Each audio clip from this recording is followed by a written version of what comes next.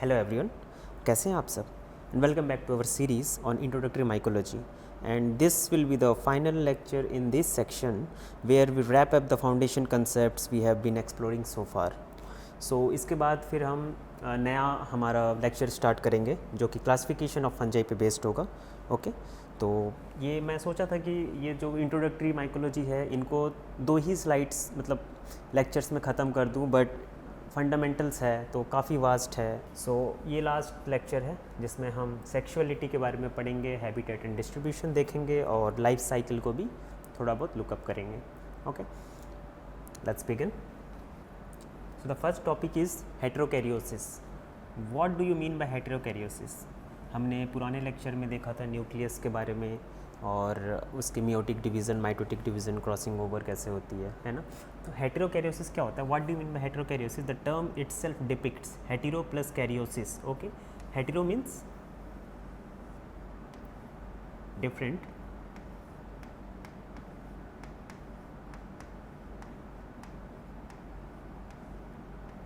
and karyosis means carry on, taken from carry on which is nuclei। यानी कि मान लो एक सेल है, इसमें अगर more than one type of nuclei होती है then it is called as हेटेरोकैरियन।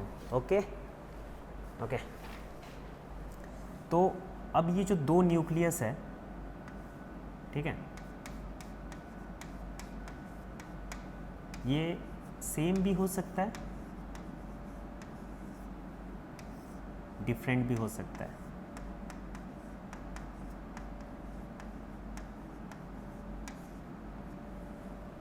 तो हम अक्सर कंफ्यूज हो जाते हैं कि डाइकैरियन क्या होता है और हेटेरोकैरियन क्या होता है ना। जो अब आगे जब जाओगे तो डाइकैरियन का भी टर्म उसमें यूज़ होगा।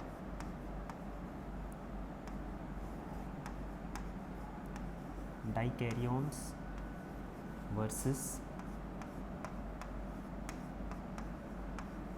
हेटेरोकैरियंस।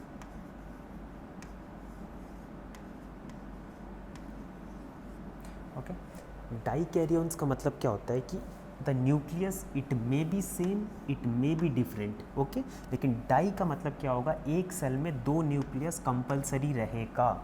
either it may be same nucleus or it may be different nucleus, but if we talk about the different nucleus in the single cell, है ना, means coexistence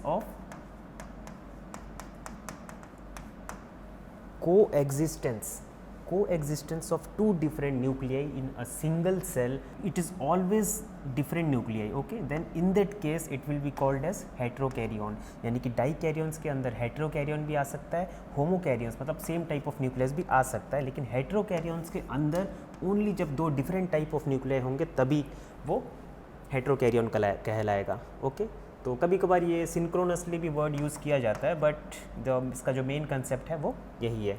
ओके, तो हेटेरोकैरियोसिस का मतलब क्या था? If we talk about the definition of हेटेरोकैरियोसिस,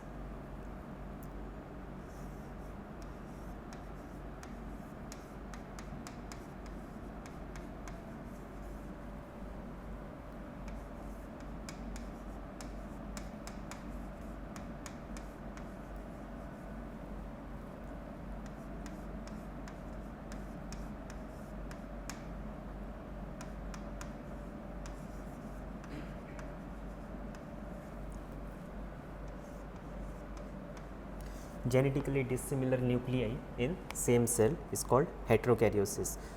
It was given by heterokaryosis term was given by Hansen and Smith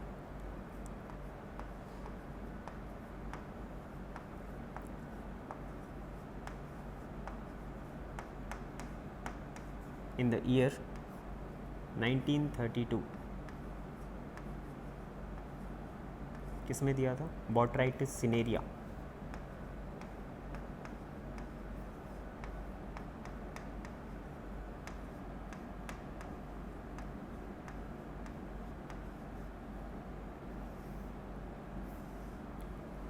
okay, तो हेटेरोकैरियोसिस कौन कौन से रीज़न से अराइज हो सकता है? तो one is mutation another one is anastomosis and third is karyogamy. यानी कि जब मियोसिस होगा न्यूक्लियस में, मियोसिस होगा जिसके कारण क्या होगा, मियोसिस में हम जानते हैं कि लेप्टोटीन, जाइगोडीन, पैकाइटिन, है ना। तो पैकाइटिन में क्या होता है, क्रॉसिंग ओवर होता है। तो क्रॉसिंग ओवर के कारण क्या होगा, इसमें वेरिएबिलिटी आएगी।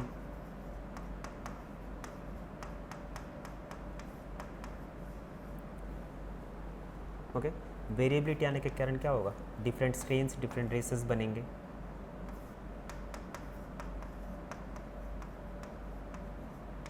Different races of the fungus.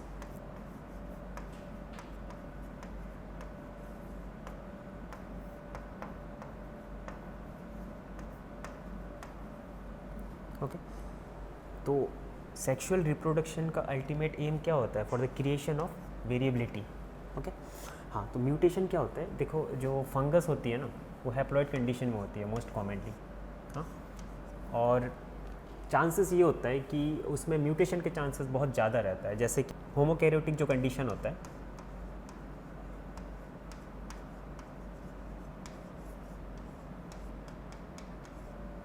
Okay, एक सेल है, उसके अंदर न्यूक्लियस है, दो न्यूक्लियस है और दोनों ही सेम टाइप ऑफ न्यूक्लियस है।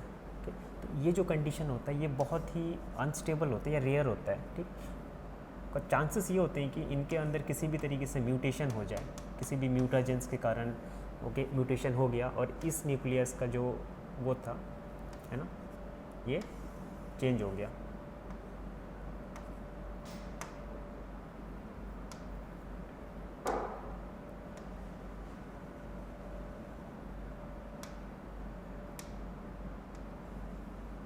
It will leads to formation of heterokaryon condition। तो ये हो गया म्यूटेशन की बात।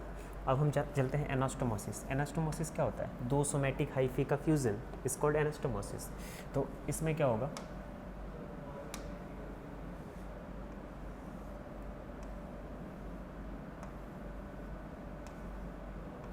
ऐसा होता है ना, एच शेप सोमैटिक सेल्स का फॉर्मेशन होता है। तो मान लो ये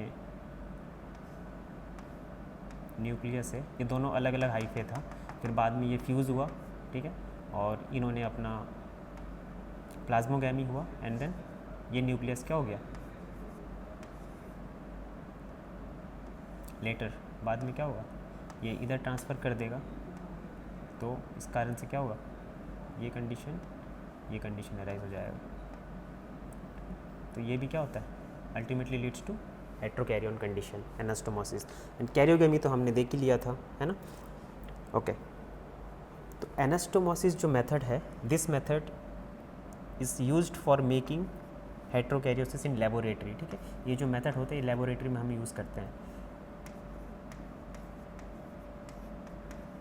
लेबोरेटरी में। जैसे हमने कल्चर कर दिया है ना, जो ड्यूल कल्चर करते हैं, ड्यूल कल्चर के केस में क्या होता है, हम यहाँ पे एक फंगस की हाइफी या हाइफिल टिप कल्चर, फंगल की यहाँ पे हाइफी रखते हैं और एक यहाँ पे रखते हैं। तो जब ये ग्रो करेगा तो ये इस टाइप से ग्रो करेगा एंड ये जो रीज़न हो गया, okay, anastomosis. So what will be the significance of हेट्रोकैरियोसिस।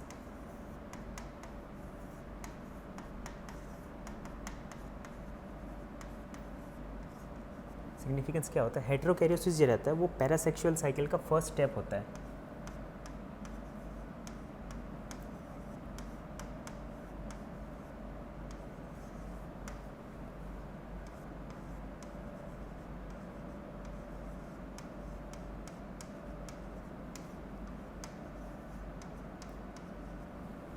What is parasexual cycle. Parasexual cycle जैसे कि हम बैक्टीरिया में देखते हैं ना, जेनेटिक रिकॉम्बिनेशन होता है ना, और different mode of sexual reproduction, we call it as genetic recombination.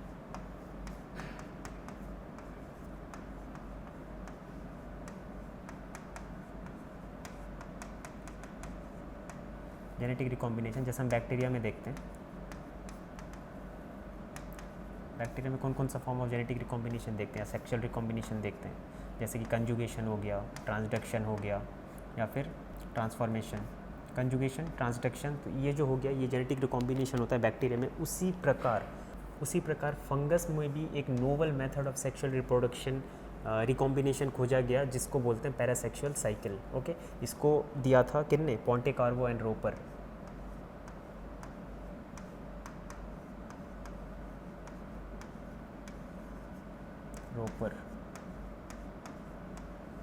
in the year 1952 इन्होंने डिस्कवरी किया था एस्परजिलस निडुलेंस में।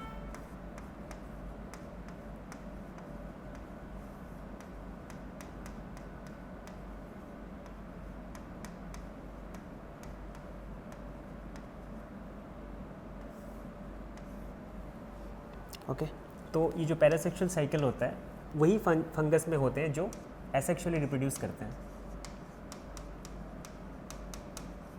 एसेक्सुअली रिप्रोड्यूस करते हैं।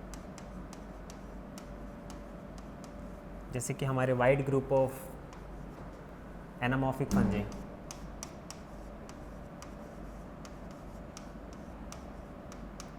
एनामॉर्फिक फंजी,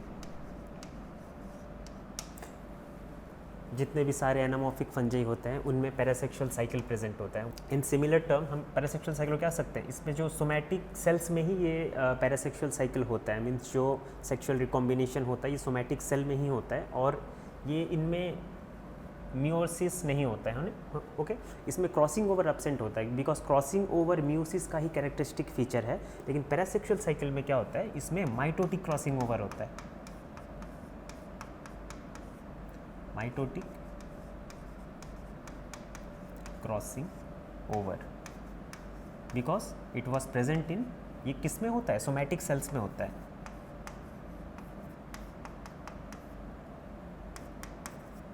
सोमैटिक सेल्स या फिर सोमैटिक हाइफी। ओके, अब हम चलते हैं लाइफ साइकिल ऑफ फंजाई।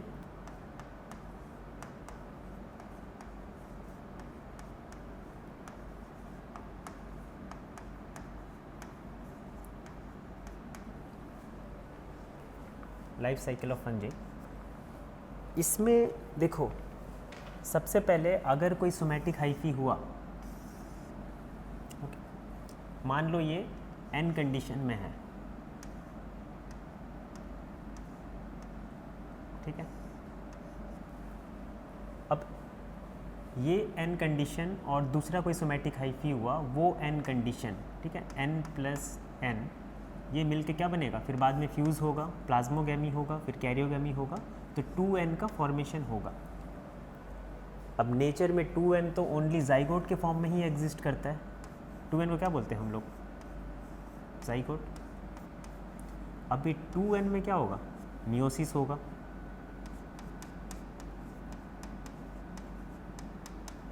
और फिर ये क्या बनेगा, फिर से एन कंडीशन बन जाएगा, है ना। ये साइकिल रिपीट हो रहा है। तो इसमें क्या हो रहा है, ये हैप्लॉइड साइकिल बोलेंगे इसको हम लोग। मतलब एक जो इनिशियल जो हैप्लॉइड था वो फिर फ्यूज़ हुआ, उसके बाद फिर से हैप्लॉइड का फॉर्मेशन कर दिया, तो ये क्या हो गया, haploid cycle. Okay, haploid cycle जो कि n नंबर ऑफ प्लॉइडी।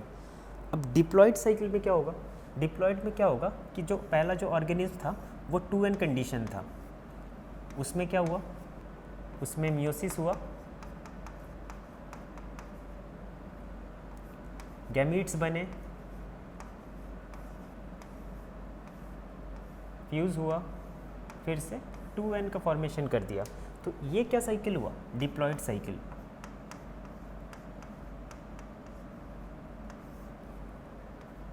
ठीक है, ये कंसेप्ट था, इसको याद रखना। एक और चीज़ देखो, ये जो हैप्लॉइड है और ये डिप्लॉइड है, ठीक है, इन दोनों के बीच में एक स्टेज ऐसा होता है जिसमें क्या होता है, जैसे ये हमारा सेल है, इसमें क्या हुआ, पहले तो 2 सेल थे, दोनों की प्लॉइडी लेवल n थी, ठीक है। जब इनके बीच में प्लाज्मोगैमी होगा, प्लाज्मोगैमी मतलब fusion of plasma membrane,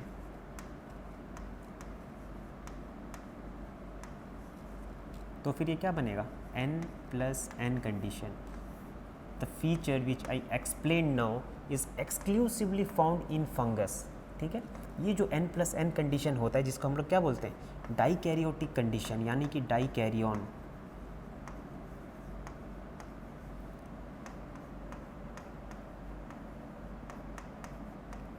exclusively found in fungi.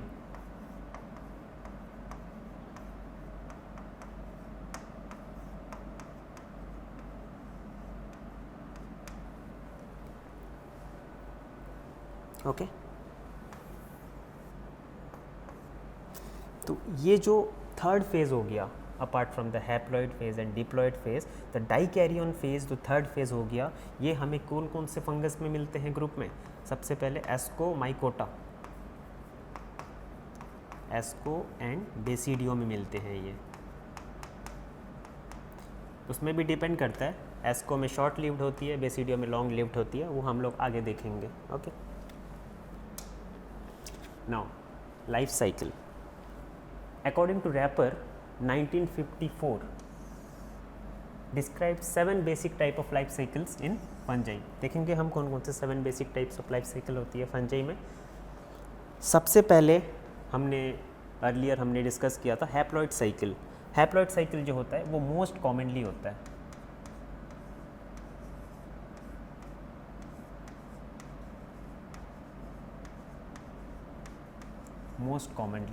Most of the fungi जो होते हैं वो हैप्लॉइड होते हैं। ओके, मोस्ट कॉमनली फाउंड होता है फंगस में।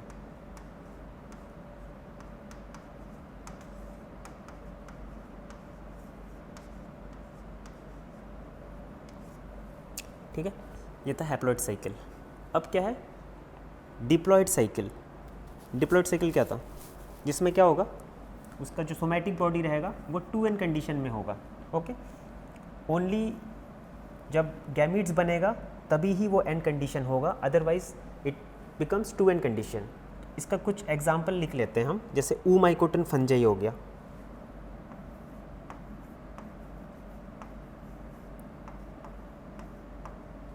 ऊमाइकोटा में क्या पढ़ते हैं हम लोग, एक एग्जांपल दे देते हैं एल्ब्यूगो। ओके, और माइसेटोजोआ।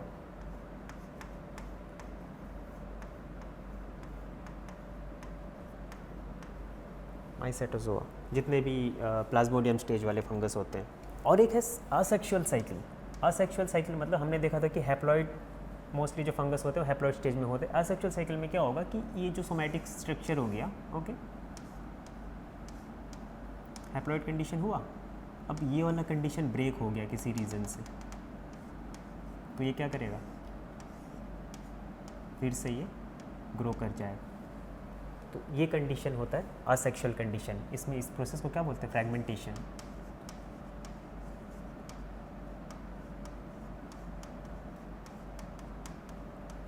जब हम लेबोरेटरी में कल्चर करते हैं किसी भी फंगस का, पेट्री प्लेट है, ठीक है, तो इसमें हम क्या करते हैं, इसमें इस पेट्री प्लेट में मान लो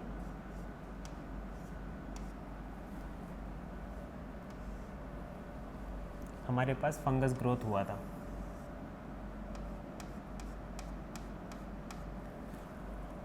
अब हमने किया इस पोर्शन, कॉर्क बोरर से हमने इस पोर्शन, जो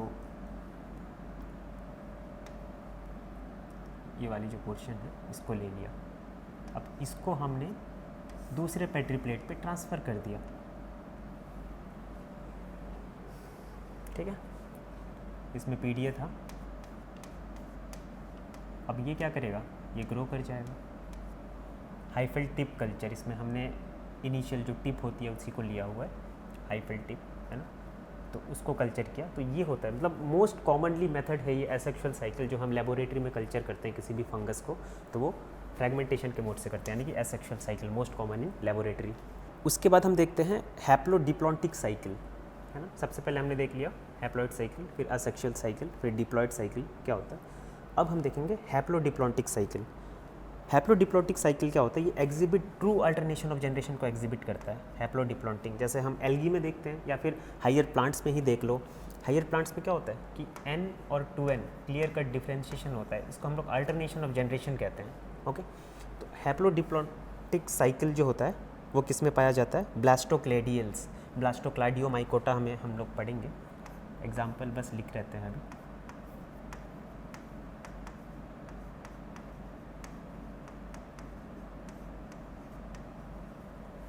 ब्लास्टोक्लेडियल्स एंड ईस्ट साइजोसैकेरोमाइसिस, ईस्ट लिख देता हूँ मैं। ईस्ट में भी डिफरेंट टाइप्स ऑफ ईस्ट होते हैं, तो सैक्रोमाइसिस,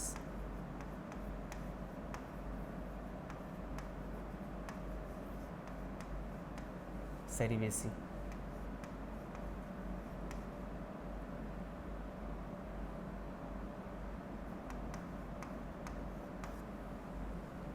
स्पेलिंग देख लेना एक बार।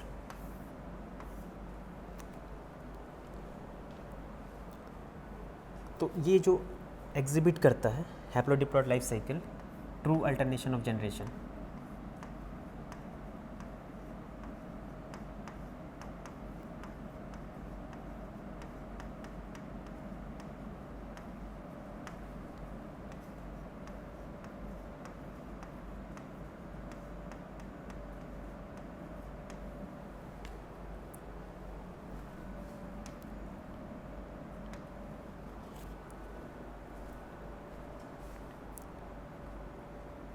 ये यहाँ तक तो था। अब एंट्री आएगी डाइकैरियोटिक फेज की, एंट्री होगी। अब है haploid with restricted dikaryon. Haploid with restricted dikaryon, यहाँ पे रेस्ट्रिक्टेड बोलने का मतलब क्या है? जैसे हम पढ़ते हैं कोई भी एस्कोमाइसिटिस फंजाई है, ठीक है, मेल के पास न्यूक्लियाई था, ये female gametangium, female sex organs. Okay, female sex organ मतलब एस्कोगोनियम है, ये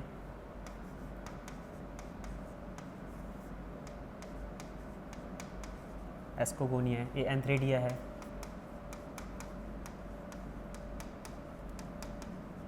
क्या है? मेल फीमेल सेक्स ऑर्गन, ठीक है। इसके बारे में हम सेक्सुअल रिप्रोडक्शन में पढ़ेंगे। मेल ने अपना न्यूक्लियाई ट्रांसफ़र किया, ठीक है। अब ये न्यूक्लियाई आपस में कंजुगेट डिवीज़न किए, क्या किए? आपस में कंजुगेट डिवीज़न किए और बहुत सारे न्यूक्लियाई का फॉर्मेशन कर दिया।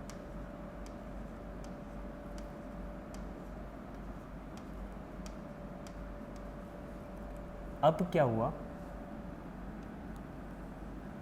ये जो एस्कोगोनियम है इससे हाइफी एराइज होती है।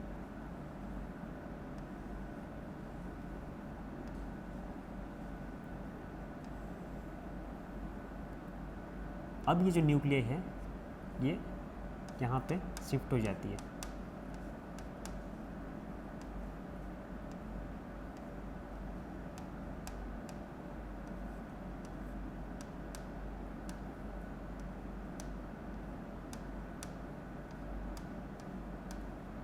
ऐसे, ठीक है।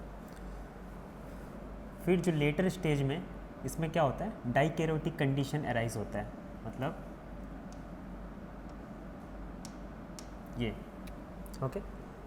तो ये जो डाइकैरियोटिक हाइफी है ये रेस्ट्रिक्टेड है ओनली फीमेल सेक्स ऑर्गन्स तक ही, इसका कोई इंडिपेंडेंट एग्जिस्टेंस नहीं है। यानी कि अगर फीमेल सेक्स ऑर्गन्स ना होती तो ये हाइफी यहाँ से अराइज नहीं होता और डाइकैरियोटिक कंडीशन आता नहीं।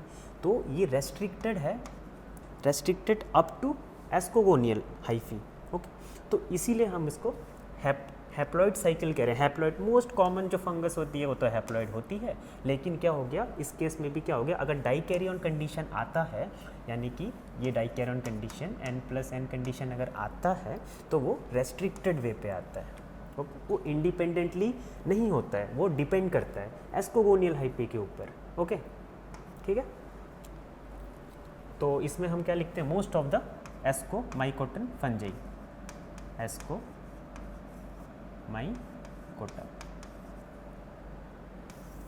एग्जाम्पल पे, ठीक है। दूसरा है हैप्लॉइड विथ इंडिपेंडेंट डाइकैरियन, ठीक है। कहाँ गया इंडिपेंडेंट? हाँ, इंडिपेंडेंट मतलब वही हैप्लॉइड डाइकैरियोटिक साइकिल।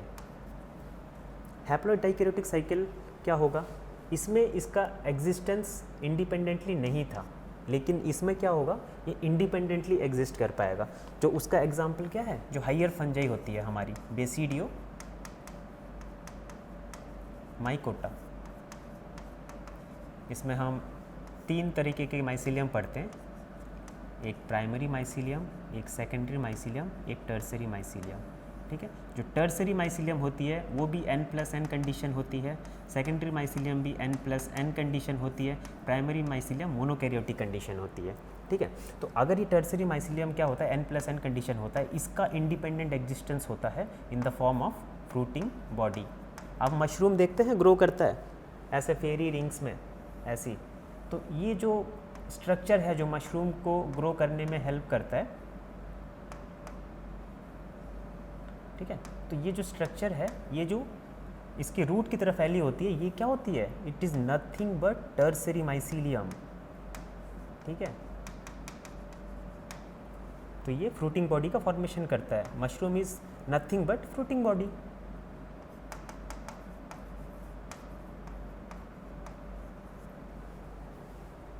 तो हैप्लॉइड डाइकैरियोटिक साइकिल में क्या है, बेसिडियोमाइकोटा, जिसमें जो डाइकैरियोटिक कंडीशन होता है उसका अपना एक इंडिपेंडेंट एग्जिस्टेंस होता है। ठीक है, अब लास्ट देखते हैं हम डाइकैरियोटिक साइकिल। इसमें क्या होगा, ओनली n+n कंडीशन जो रहेगा वो लॉन्ग लिव्ड होगा। सोच के देखिए क्या एग्जांपल हो सकता है इसका, याद आ रहा है कुछ?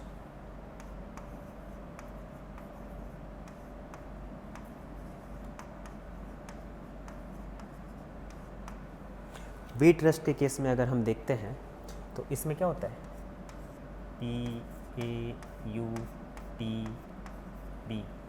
या फिर S बोल दो, SAUTB, pycniospore, aeciospore, urediospore, teliospore, basidiospore. Basidiospore N condition, teliospore 2N condition. Okay, इसको हम लोग सेक्सुअल स्पोर भी कहते हैं। यूरिडोस्पोर रिपीटिंग स्पोर कहते हैं इसको हम लोग। Okay, n+n condition. Aeciospore n+n condition. Pycniospore या स्पर्मेशिया। तो इसमें मोस्ट ऑफ द जो कंडीशन होती है वो n+n के फॉर्म में होती है, एक्सेप्ट बेसिडियोस्पोर जो कि मियोसिस के बाद बनता है, और टीलियोस्पोर तो जब n+n कंडीशन में कैरियोगेमी हो जाएगा तो टीलियोस्पोर का फॉर्मेशन होगा। तो ये जो डाइकैरियोटिक साइकिल होता है ये लॉन्ग लिव्ड किस में होता है, rust of feed, rust and smut भी ले लेते हैं स्मट के केस में। और एक और चीज़, रस्ट एंड स्मट के केस में क्या होता है, फ्रूटिंग बॉडी का फॉर्मेशन नहीं होता है, यानी कि स्पोरोकार्प का फॉर्मेशन इनमें नहीं होता है, नो स्पोरोकार्प।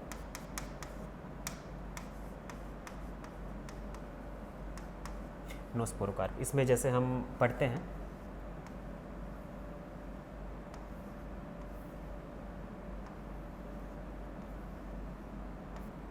इसमें जो टीलियोस्पोर होता है वो इटसेल्फ ही अराइज हो जाता है, पढ़ते हैं ना, प्लस प्लस माइनस माइनस, इस प्रकार से होता है, इसमें कोई स्पोरोकार्प नहीं होता है। ठीक है, ये था लाइफ साइकिल। ओके, इसके बाद हम देखते हैं सेक्सुअलिटी इन फंजाई, जिसमें कि असेक्सुअल रिप्रोडक्शन होता है एंड सेक्सुअल रिप्रोडक्शन होता है। असेक्सुअल रिप्रोडक्शन के अंदर हम देखेंगे फ्रैगमेंटेशन, प्रीवियसली हमने फ्रैगमेंटेशन देखा था क्या होता है, उसके बाद देखेंगे बडिंग, उसके बाद देखेंगे फिजन, उसके बाद देखेंगे स्पोर्स।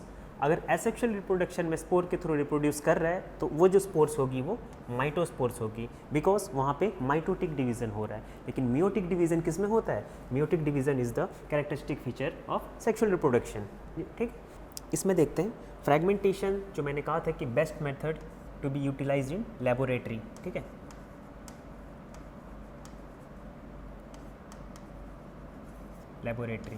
लेबोरेटरी में कल्टीवेशन के time, cultivation in laboratory.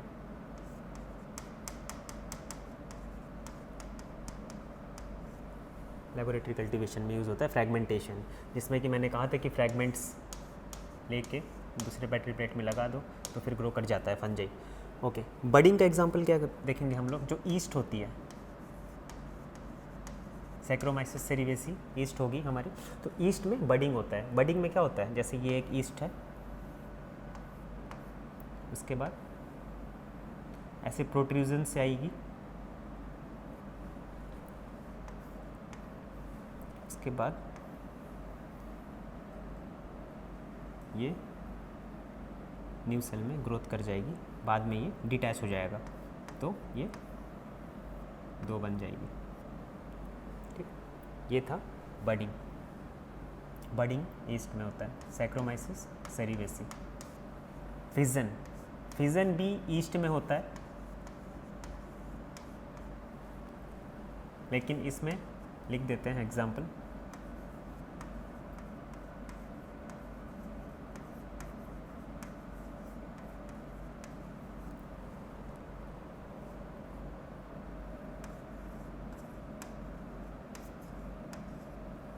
Saccharomyces पॉम्बे जो फिजन ईस्ट होती है। फिजन में क्या होता है,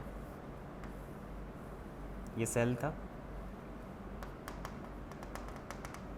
इसने क्या किया, फिर डिवाइड किया, 2 सेल में कन्वर्ट हो गया। ठीक है, fission characteristic feature of bacteria होता है, लेकिन इसमें भी पाया जाता है। स्पोर्स क्या होता है, what do you mean bye spore?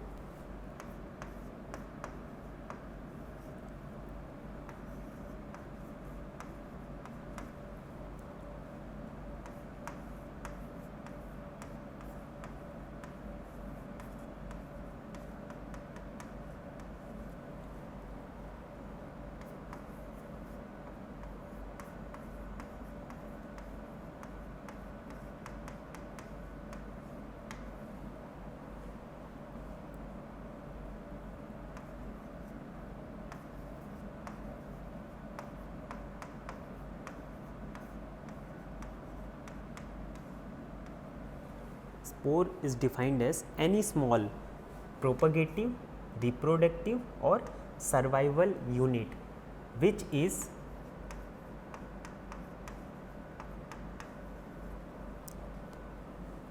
capable of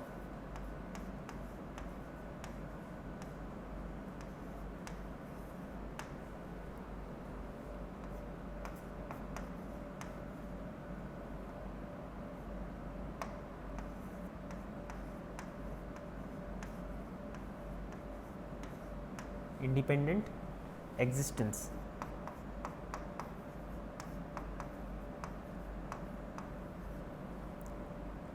and which give rise to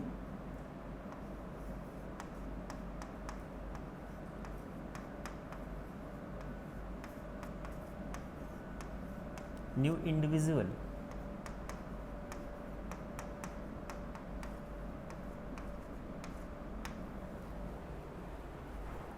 Spore is any small propagative, reproductive, survival unit which is capable of independent existence कर सकता है वो, उसको किसी चीज़ की ज़रूरत नहीं पड़ती है, और अगर फेवरेबल कंडीशन हो तो it can give rise to new individual via germination. Okay, लेकिन ये तो हो गया स्पोर्स, लेकिन अगर मैं कहूँ कि सोमैटिक हाइफी भी तो जर्मिनेशन कर रहा है, फ्रेगमेंटेशन के केस में जो अगर मैं सोमैटिक हाइफी ले लूँ, ठीक है, तो ये भी तो नया इंडिविजुअल को प्रोड्यूस कर ही रहा है, तो क्या अंतर हो गया स्पोर और सोमैटिक हाइफी में, है ना, सोचने वाली बात है। तो स्पोर्स में एक चीज़, हम ये स्पोर है और ये सोमैटिक हाइफी है, तो सोमैटिक हाइफी और स्पोर में क्या अंतर होता है, लिख तो एक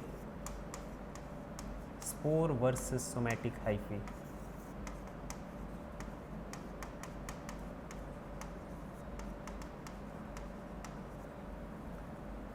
स्पोर में क्या होता है, साइक्लोसिस नहीं होती है। साइक्लोसिस मतलब जो हम पढ़ते हैं ना, ये जैसे साइटोप्लाज्म है, तो साइटोप्लाज्मिक मूवमेंट जो होता है, साइक्लोसिस, ठीक है, तो साइटोप्लाज्मिक मूवमेंट इसमें नहीं होता है, यानी कि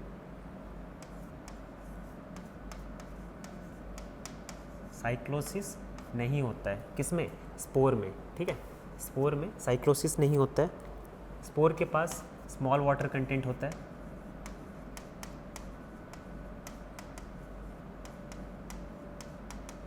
comparison to somatic hyphae, slow metabolism rate होता है,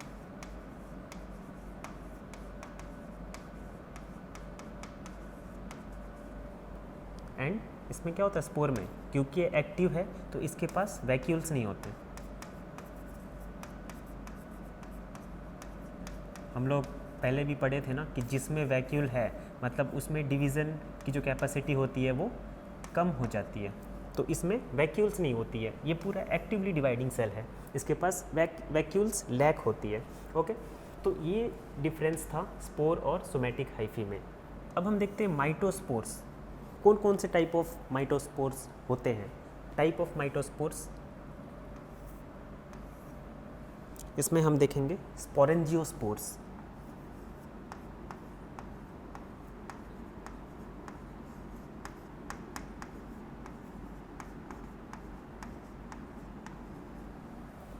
एंड दूसरा कोनिडिया।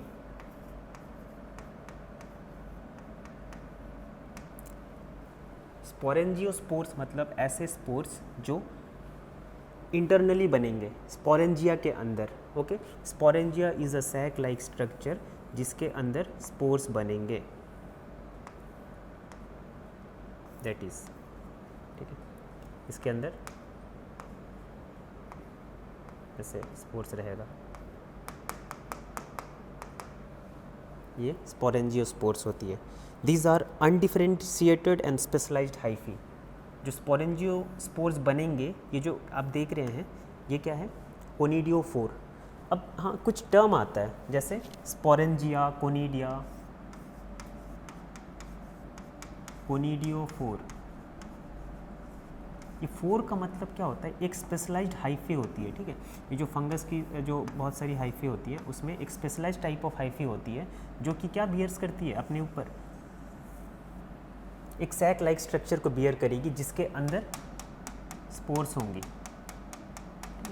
तो ये जो स्टॉक है जो कि इसके जो रिप्रोडक्टिव स्ट्रक्चर या फिर स्पोर्स को ये सबस्ट्रेटम से ऊपर लेके आती है, तो इसको हम लोग बोलते हैं कोनिडियोफोर। अगर इसके ऊपर कोनिडिया का फॉर्मेशन होता है तो कोनिडियो लगा देते हैं, अगर ये स्पोरेंजिया बनता है तो स्पोरेंजियोफोर बोल देते हैं, ठीक है।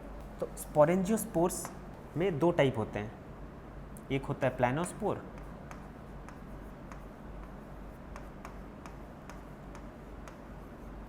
और दूसरा होता है अप्लानोस्पोर।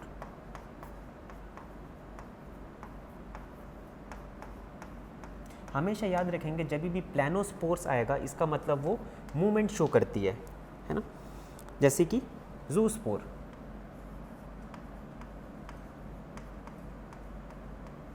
और एप्लानोस्पोर में क्या होगा, इसमें लैक ऑफ मोटिलिटी होगी, नो मोटिलिटी, इसमें कोई भी मूवमेंट नहीं होगा। कोनिडिया में दो तरीके के स्पोर आएंगे, एक होगा थैलोस्पोर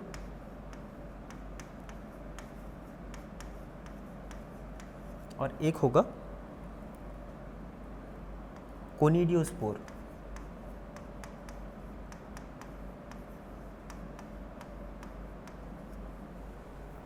ठीक है,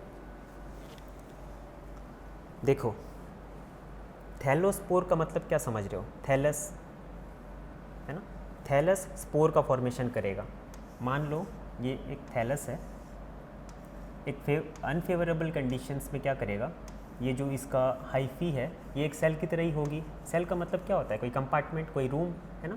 तो ये अनडिफरेंशिएटेड कंडीशन अनफेवरेबल कंडीशन में क्या करेगा, अपना वॉल को थिक कर लेगा। ओके, वॉल को थिक कर लेगा और ये डॉर्मेंट स्टेज में चले जाएगा। तो ये जो वॉल को थिक करेगा इसको हम लोग क्या बोलेंगे, पढ़ते हैं ना हम लोग, क्लामाइडोस्पोर।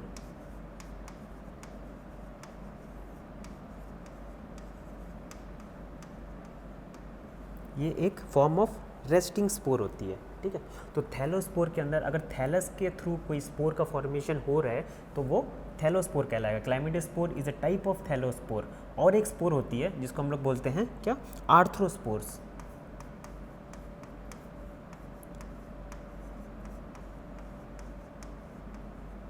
आर्थ्रोस्पोर्स।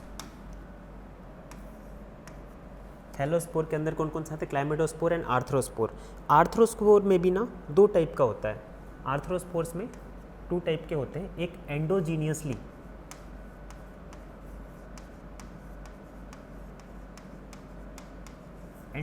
प्रोड्यूस होता है, एक एक्सोजीनियसली प्रोड्यूस होता है।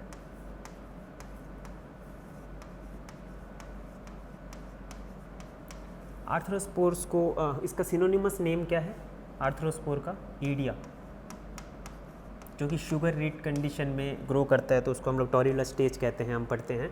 तो आर्थ्रोस्पोर को सिनोनिमसली क्या कहते हैं? ईडिया, मतलब इसको ईडिया भी कहते हैं आर्थ्रोस्पोर्स को। ओके, अब एंडोजीनियसली और एक्सोजीनियसली से क्या समझ रहे हैं हम? देखो, आर्थ्रोस्पोर्स कैसे होता है ना, मान लो एक हाइफी है और ये हाइफी कट के, इसका कंडीशन कैसे होगा?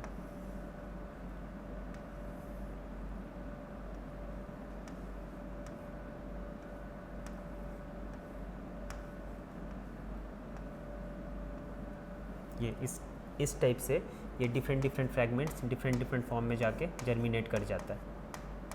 ये हो गया आर्थ्रोस्पोर्स, है ना। लेकिन इसमें भी क्या होता है? Endogenously and एक्सोजीनियसली। ये जो आप देख रहे हैं इसमें तो ये एक्सोजीनियसली वाला हो गया, ठीक है।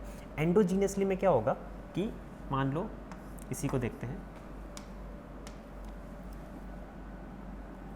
इसमें कोई ऐसा सेपरेशन नहीं रहेगा, ठीक है।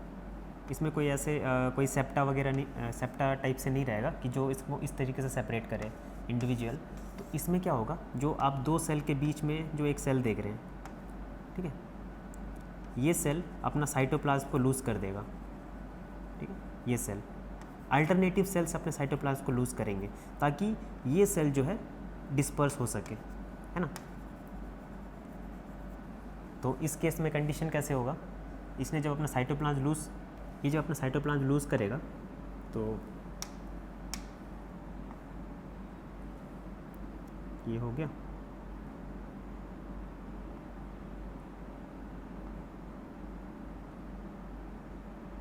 ऐसा,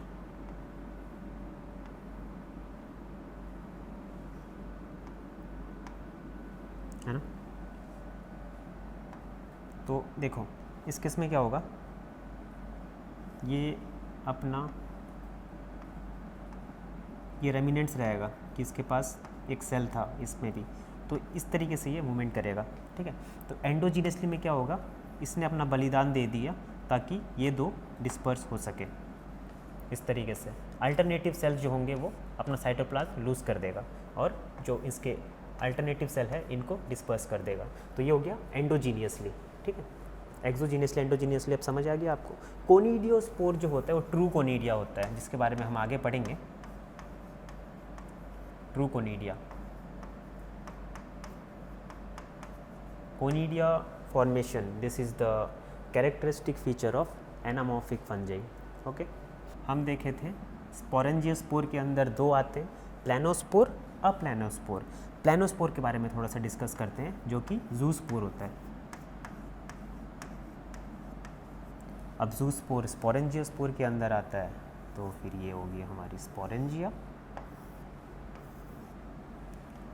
इसके अंदर जूस्पोर होंगे ढेर सारी,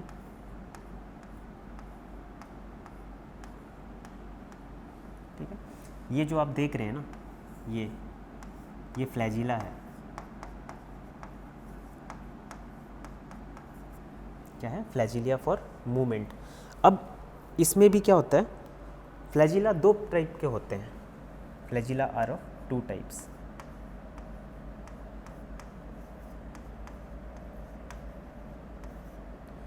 क्या होगा, एक टिंसल टाइप का होगा,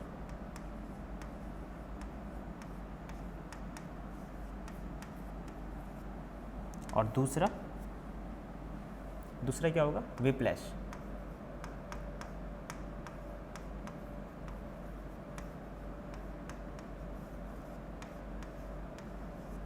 दूसरा विप्लैश टाइप का होगा। इसमें तो टेंसल टाइप कैसे होगा कि मान लो आपकी फ्लैजिला है तो इसमें बहुत सारी छोटे छोटे फिलमर्स होंगी,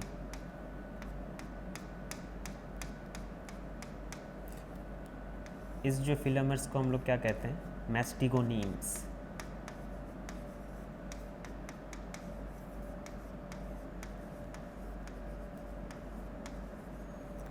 लेकिन विप्लैश टाइप में क्या होगा, विप्लैश चाबुक जैसे होगी।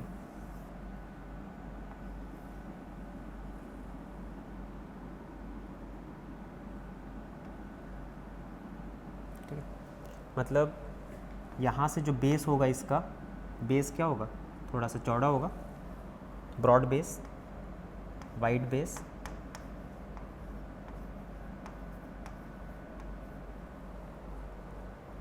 And thinner distal portion. ये जो डिस्टल पोर्शन होगा ये थिन होगा।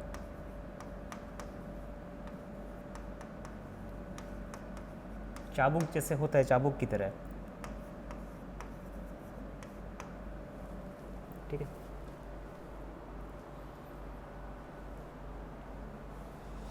तो फ्लैजिला, क्योंकि फंजाई यूकैरियोटिक ऑर्गेनिज्म है, तो इसके पास जो फ्लैजिला का ऑर्गेनाइजेशन होगा ये 9+2 ऑर्गेनाइजेशन होगा।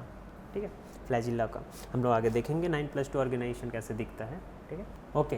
तो ये है हमारा फ्लैजिला का अल्ट्रा स्ट्रक्चर, जिसमें हम प्रीवियसली देखे थे कि जो यूकैरियोटिक फ्लैजिला होता है उसका कैरेक्टरिस्टिक फीचर होता है। ठीक है, 9+2 ऑर्गेनाइजेशन, 9+2 ऑर्गेनाइजेशन ऑफ फ्लैजिला।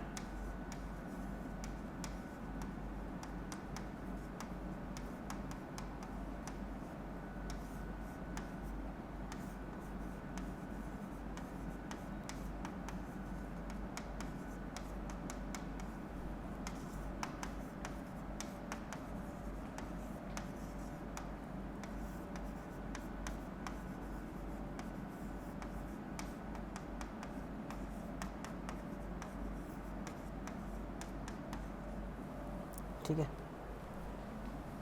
इसमें 9 क्या है, 2 क्या है, रफली जान लो। ये जो डबलेट दिख रहा है 1 2 3 4 5 6 7 8 9, ठीक है, ये 9 और ये जो 2 है ये 2। ठीक है, अब जानते हैं कि ये 9 और जो 2 कहाँ हमने वो होता क्या है। बेसिकली जो फ्लैजिला होता है ये 2 कंपोनेंट से बना हुआ होता है। जैसे कि अगर कोई ऑर्गेनिज्म है, आप देख रहे हो ये ऑर्गेनिज्म है, इसके पास ऐसे फ्लैजिला था। अगर हम इसको कट करके देखेंगे तो फिर ये फ्लैजिला को अगर हमने ऐसा कट किया क्रॉस सेक्शन तो वो कुछ इस प्रकार से दिखेगा। ठीक है, ये ऐसे देखो, तो ये 2 कंपोनेंट से बना होता है। कौन से 2 कंपोनेंट हैं? सबसे पहला फिलामेंट,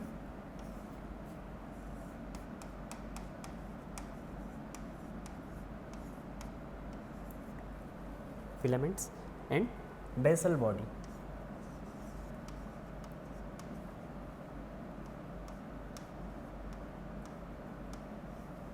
बेसल बॉडी जिसको हम लोग क्या बोलते हैं, काइनेटोसोम्स।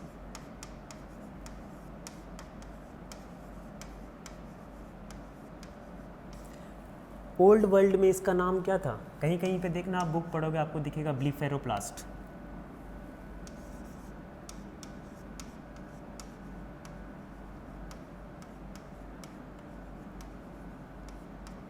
हालांकि अभी हम बेसल बॉडी या काइनेटोसोम वर्ड यूज़ करते हैं, ब्लीफेरोब्लास्ट भी कहते हैं हम बेसल बॉडी को। ठीक है, तो 2 कंपोनेंट्स थे, एक फिलामेंट्स था, एक बेसल बॉडी था। तो फिलामेंट्स किससे बनते हैं? ये जो आप देख रहे हैं ये फिलामेंट का पार्ट ही है। ठीक है, फिलामेंट का पार्ट है, और ये जो आप देख रहे हैं ये बेसल बॉडी का पार्ट है। इसमें देख रहे हैं इन दोनों में डिफरेंस देखो एक बार। इनमें क्या है, ये सेंट्रल में 2 है और साइड में 9 होंगे आपको। ठीक है, लेकिन इसमें क्या है, सेंट्रल में एक ही है, यानी कि बेसल बॉडी हमारा 9+0 ऑर्गेनाइजेशन होता है। इसका मतलब बीच में जो सेंट्रल फाइबर होती है इसमें एब्सेंट होता है 2 सेंट्रल फाइबर। तो 9+0 जो मतलब ऑर्गेनाइजेशन होता है ये कैसे दिखता है, cart wheel like appearance. Bullock cart देखें, उसका जो चक्का रहता है कैसे दिखता है, बीच में से ऐसे वो रिम, मतलब सेंट्रल में वो होती है, साइड में रिम होती है, और फिर ये उसके बाद ऐसा गोल सा वो होता है। ऐसा होता है?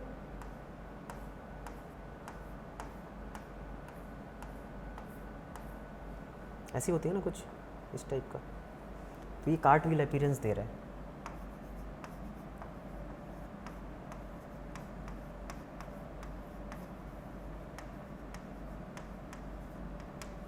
ये हम 12th क्लास में पढ़ते हैं ना, फ्लैजिला का अल्ट्रा स्ट्रक्चर। फिलामेंट्स किससे बनता है? बंडल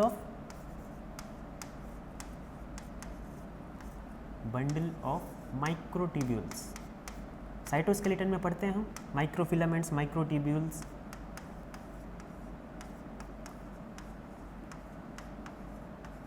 माइक्रोट्यूब्यूल्स, लेकिन माइक्रोट्यूब्यूल्स क्या होता है ना, ये ट्यूब्यूल्स वर्ड आ रहा है ना, ट्यूब कैसे दिखता है?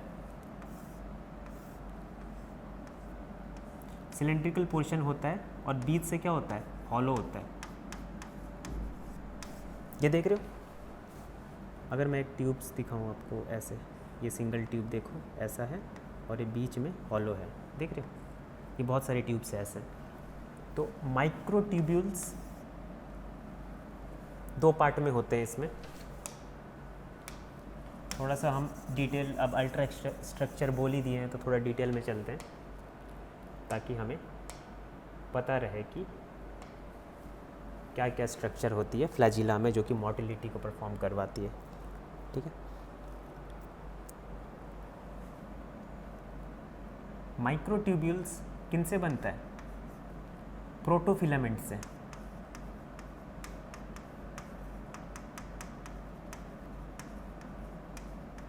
मतलब ये जो आप देख रहे हैं ट्यूब्यूल्स, ये माइक्रोट्यूब्यूल है और ये माइक्रोट्यूब्यूल भी फर्दर प्रोटोफिलामेंट से बना हुआ है। यानी कि माइक्रोट्यूब्यूल्स में अगर प्रोटोफिलामेंट का नंबर 13 है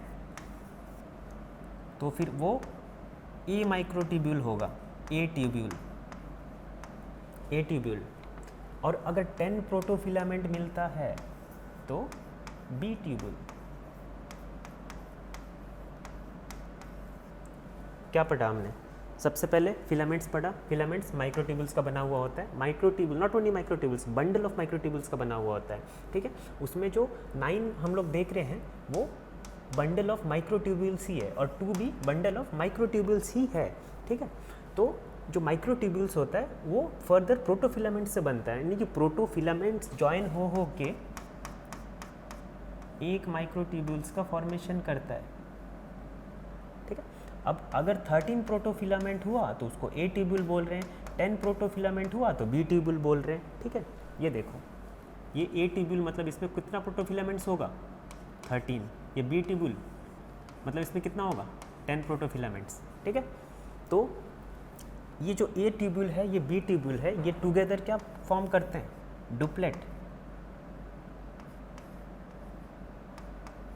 ड्यूप्लेक्स फॉर्म करते हैं, यानी कि 2-2 के पेयर में रहते हैं। तो फिर इसीलिए हम लोग बोल रहे हैं ना 1 2 3 4 5 6 7 8 9 और ये सेंट्रल शीट 2, तो ये ड्यूप्लेट के फॉर्म में रहते हैं। ये जो पूरा प्रोटोफिलामेंट्स आप देख रहे हो, ठीक है, इन सबको हम लोग क्या बोलेंगे? एक्सोनीम। क्या कहेंगे? ये जो पूरा है इसको एक्सोनीम। और ये एक्सोनीम के बाहर क्या होगा? एक्सोनीम किससे कवर्ड होगा?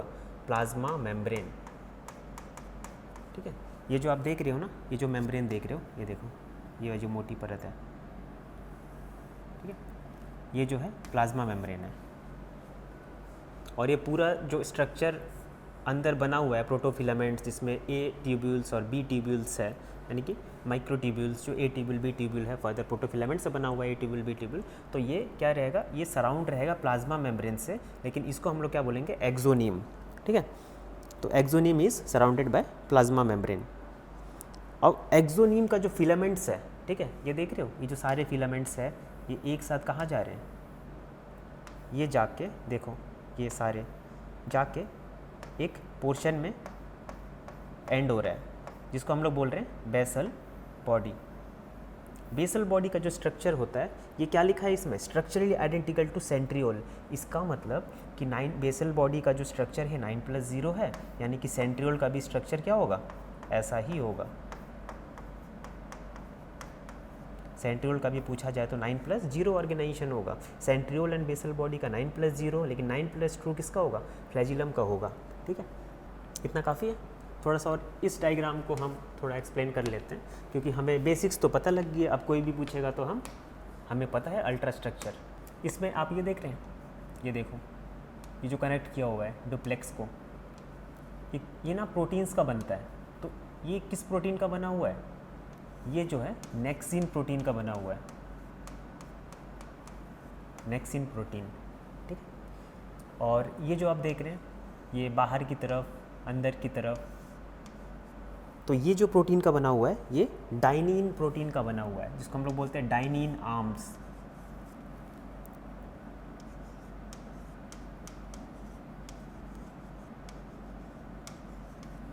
ठीक है, ये जो लिखा हुआ है यहाँ पर dynein arms.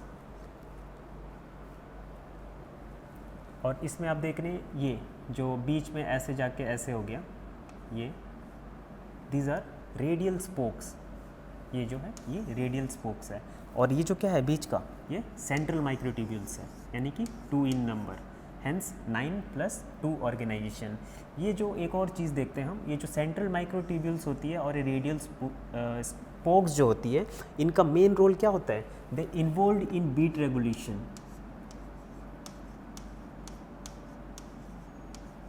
Involve in beat regulation, जो फ्लैजिला के थ्रू जो मूवमेंट होता है ना, जो बीट होता है ना, तो ये रेगुलेशन का काम यही दोनों स्ट्रक्चर के कारण होता है।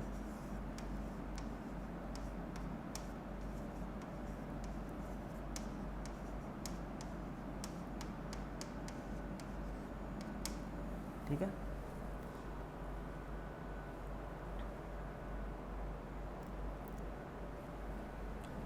और एक चीज़, सेंट्रियोल प्लांट्स में पाया जाता है। सेंट्रियोल्स प्लांट्स में एब्सेंट होता है, सेंट्रियोल्स एनिमल्स में प्रेजेंट होता है। सेंट्रियोल फंगस में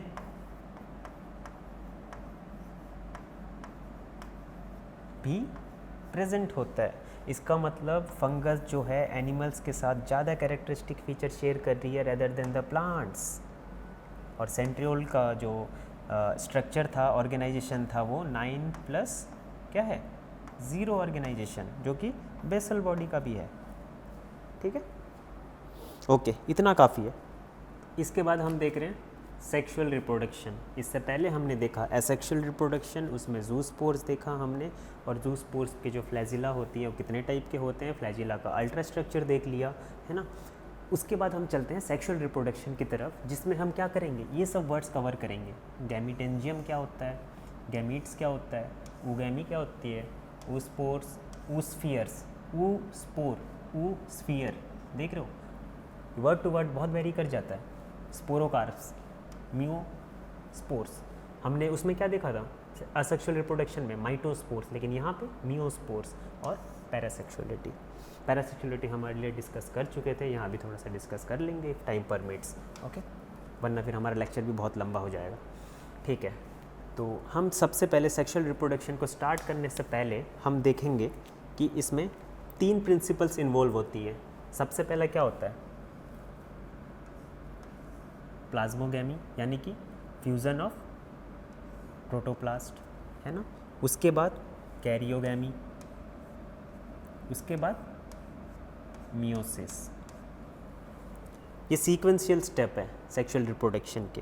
ठीक है, प्लाज्मोगैमी, अच्छा प्लाज्मोगैमी 2 सेल में हुआ, ये एन कंडीशन, एन कंडीशन, तो ये मिलके क्या बनाएगा, n+n कंडीशन, जो हमने बात की थी कि फंगस का एक्सक्लूसिव फीचर होती है, जो कि एस्को-एन बेसिडियोमाइकोटा में पाया जाता है। तो ये डाइकैरियोन जो होता है प्लाज्मोगैमी के कारण होता है। ठीक है, प्लाज्मोगैमी का रिजल्ट क्या होगा, डाइकैरियोन कंडीशन। कैरियोगैमी का रिजल्ट क्या होगा, डिप्लॉयड कंडीशन। अब यही डाइकैरियोन क्या होगा, बाद में फ्यूज़ हो गए, कैरियोगैमी होगी तो 2n कंडीशन हो जाएगी। अब 2n कंडीशन, मैंने कहा था कि फंजाई मोस्टली हैप्लॉइड फॉर्म में एग्जिस्ट करता है, तो अब इसको क्या करना है, 2n है तो अब ये मियोसिस में जाएगा। मियोसिस में हम पढ़ते हैं मियोसिस 1 मियोसिस 2, ठीक है। Meiosis 2 is similar to reduction division, ना is similar to equational division. Meiosis 1 में क्या होता है, रिडक्शन डिवीजन होता है, ठीक है। मियोसिस 1 में 2 का फॉर्मेशन हुआ, मियोसिस 2 इक्विवेलेंट टू माइटोसिस, इसमें 1 2 3 4, ठीक है। ये तो बेसिक्स था जो हम 12th में ही पढ़ते हैं। मियोसिस किसने दिया था, फार्मर एंड मोरे। कुछ कुछ चीज़ें याद रखनी होती है, हमेशा काम आती है, ठीक है। इसके बाद हम जब देखेंगे कि प्लाज्मोगैमी हुआ, कैरियोगैमी हुआ, मियोसिस हुआ, लेकिन अब इसके अंदर चलते हैं कि फंगस ये किस प्रकार से परफॉर्म करेगी। ये तो थियोरेटिकल बेसिस हो गया कि हम चलो प्लाज्मोगैमी हो गया, कैरियोगैमी हो गया, मियोसिस हो गया, लेकिन फंगस में भी तो कोई स्ट्रक्चर होगी जो गैमेट्स का फॉर्मेशन कर रही होगी, है ना। तो सेक्स ऑर्गन ऑफ फंजाई, ये फंगस है, अच्छे से समझते हैं, बहुत कन्फ्यूजन आता है लोगों को इसमें।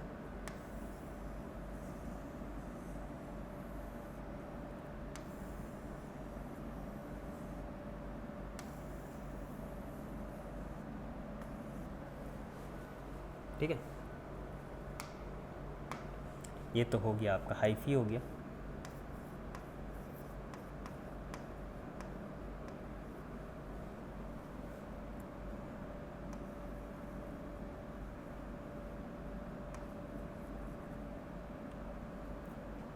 ये हो गया आपका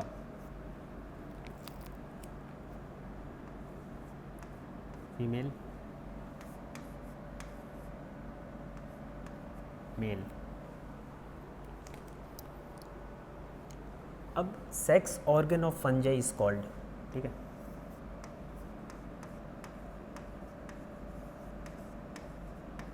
सेक्स ऑर्गन क्या होता है, ऐसा ऑर्गन जो कि जिसके अंदर गैमेट्स होती है, ठीक है। जैसे कि ह्यूमन के केस में ले लो तो testis act as sex organ, इसके अंदर क्या होता है, गैमेट्स होती है विच इज़ स्पर्म, ठीक है। तो ऐसे ही आप एग्जांपल ले लो, तो सेक्स ऑर्गन क्या होता है, जिसमें कि गैमेट्स होती है। तो sex organ of fungus is called gametangia,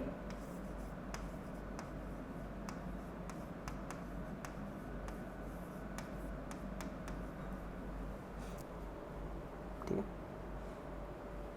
अब गैमिटेंजिया अगर सेक्स ऑर्गन मेल का होगा, ठीक है, अगर वो मेल का होगा तो मेल सेक्स ऑर्गन, ठीक है, या फिर मेल गैमिटेंजिया।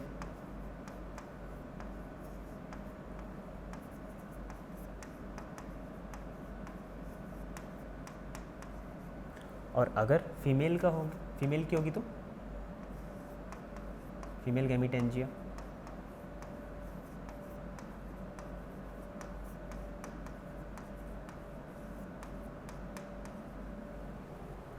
ठीक है, इसमें तो कोई डाउट नहीं है, ठीक है। अब आगे चलते हैं। मेल गैमिटेंजिया प्रोड्यूस करेगी कौन सा गैमेट,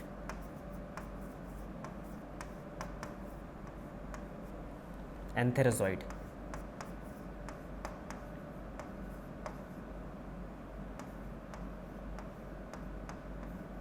एंथेरोजॉइड।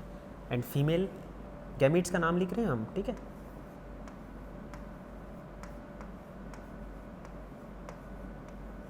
ऊस्फियर या फिर एग। अब देखो इसमें ऊस्फियर है ना कि ऊस्पोर, ठीक है। जब oosphere and male gamete egg plus male gamete का फ्यूज़न होगा, फ्यूज, इट प्रोड्यूस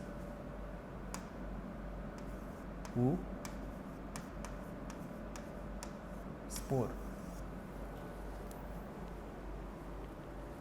ठीक।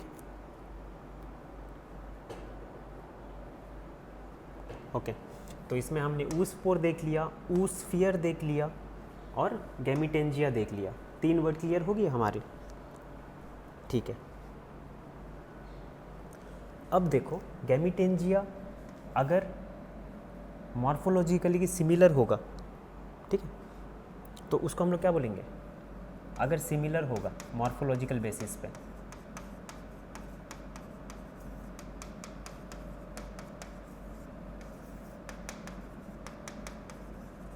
मॉर्फोलॉजिकली सिमिलर होगा तो क्या बोलेंगे, आइसोगैमीटेंजिया।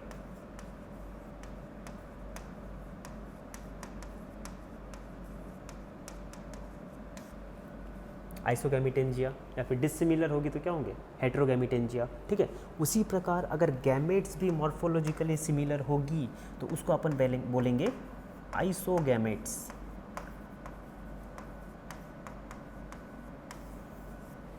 आइसोगैमेट्स। अगर डिसिमिलर है तो हेटेरोगैमेट्स, है ना। ठीक है, ये तो सारी टर्म्स हमें क्लियर हो गई ना। ठीक है, आगे चलते हैं। तो सबसे पहला जो स्टेप है हमने देखा था प्लाज्मोगैमी, कैरियोगैमी, फिर मियोसिस। तो प्लाज्मोगैमी हम अब देखेंगे। इसमें प्लाज्मोगैमी कितने टाइप्स की होती है, एक होता है प्लानोगैमेटिक कॉपुलेशन, ठीक है। दूसरा क्या होता है, गैमीटेंजियल कॉपुलेशन, ठीक है। तीसरा क्या होता है, गैमीटेंजियल कॉन्टैक्ट। चौथा क्या होता है, स्पर्मिएशन। अच्छा, ये एन यहाँ पे आ गया क्या, ठीक है, स्पर्मिएशन। पांचवा क्या होता है, सोमैटोगैमी। 5 टाइप्स ऑफ प्लाज्मोगैमी होती है, इसको हम एक एक करके समझते हैं। तो हमने पहले बात कर लिया था कि गैमीटेंजिया क्या होता है ना। फिर सेक्स ऑर्गन ऑफ फंजाई को गैमीटेंजिया बोलते हैं। तो इनको, ये जो 2 और 3 है, इनको क्या बोलते हैं हम लोग, गैमीटेंजियोगैमी।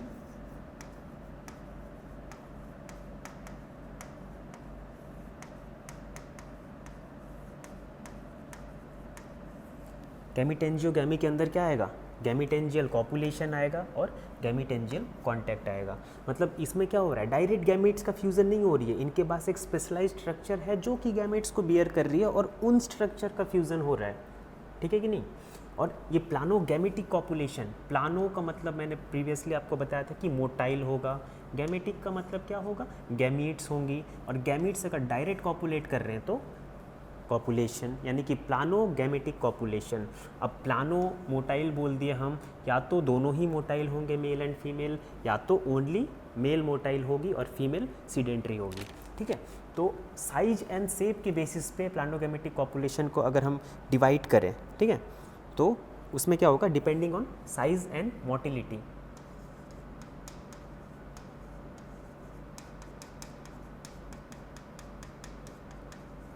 साइज एंड मोटिलिटी के बेसिस पे इसमें आइसोगैमी, यानी कि जो दोनों मेल एंड फीमेल होगी वो दिखने में एग्जैक्ट डिक्टो होगी, सिमिलर गैमेट्स होंगी, और उनके फ्यूजन के प्रोसेस को क्या बोलेंगे, आइसोगैमी। ओके, एनाइसोगैमी, जिसमें क्या होगा, जो मेल है वो स्मॉलर होगी और फीमेल जो होंगी वो लार्जर होगी, या फिर वाइस वर्सा। ओके, तो इस केस में क्या है, इन दोनों में मोटिलिटी है, दोनों ही मोटाइल है, इसमें भी मोटाइल है, आइसोगैमी में भी मोटाइल है, एनाइसोगैमी में भी मोटाइल है, लेकिन जो है ये साइज़ में डिफरेंस है, ठीक है, साइज़ में डिफरेंस है, इनमें एक स्मॉल होगी एक लार्ज होगी। ऊगैमी में क्या होगा, जैसे ये ह्यूमन बींग्स में भी इसी प्रकार का होता है, जिसमें कि स्पर्म्स दो होती है वो मोटाइल होती है, यानी कि जो मेल गैमेट्स होती है वो मोटाइल होती है, ठीक है। मेल गैमेट्स मोटाइल होती है और फीमेल गैमेट्स जो होती है वो सीडेंट्री होती है, नॉन मोटाइल होती है। तो उसमें कि फीमेल गैमेट्स के पास एबुंडेंट फूड रिजर्व होता है, ठीक है, उसके पास, तो आगे कैरी करें, है ना। तो ये जब फ्यूज़ होगा तो इस फ्यूज़न को बोलेंगे ऊगैमी, ठीक है। दूसरा हम देख रहे हैं गैमीटेंजियल कॉपुलेशन, ये जाइगोमाइसीट्स में ज़्यादा होता है। अच्छा, इसका एग्जाम्पल्स लिख लेते हैं हम लोग। जो आइसोगैमी का एग्जाम्पल है काइट्रिड, एलोमाइसिस,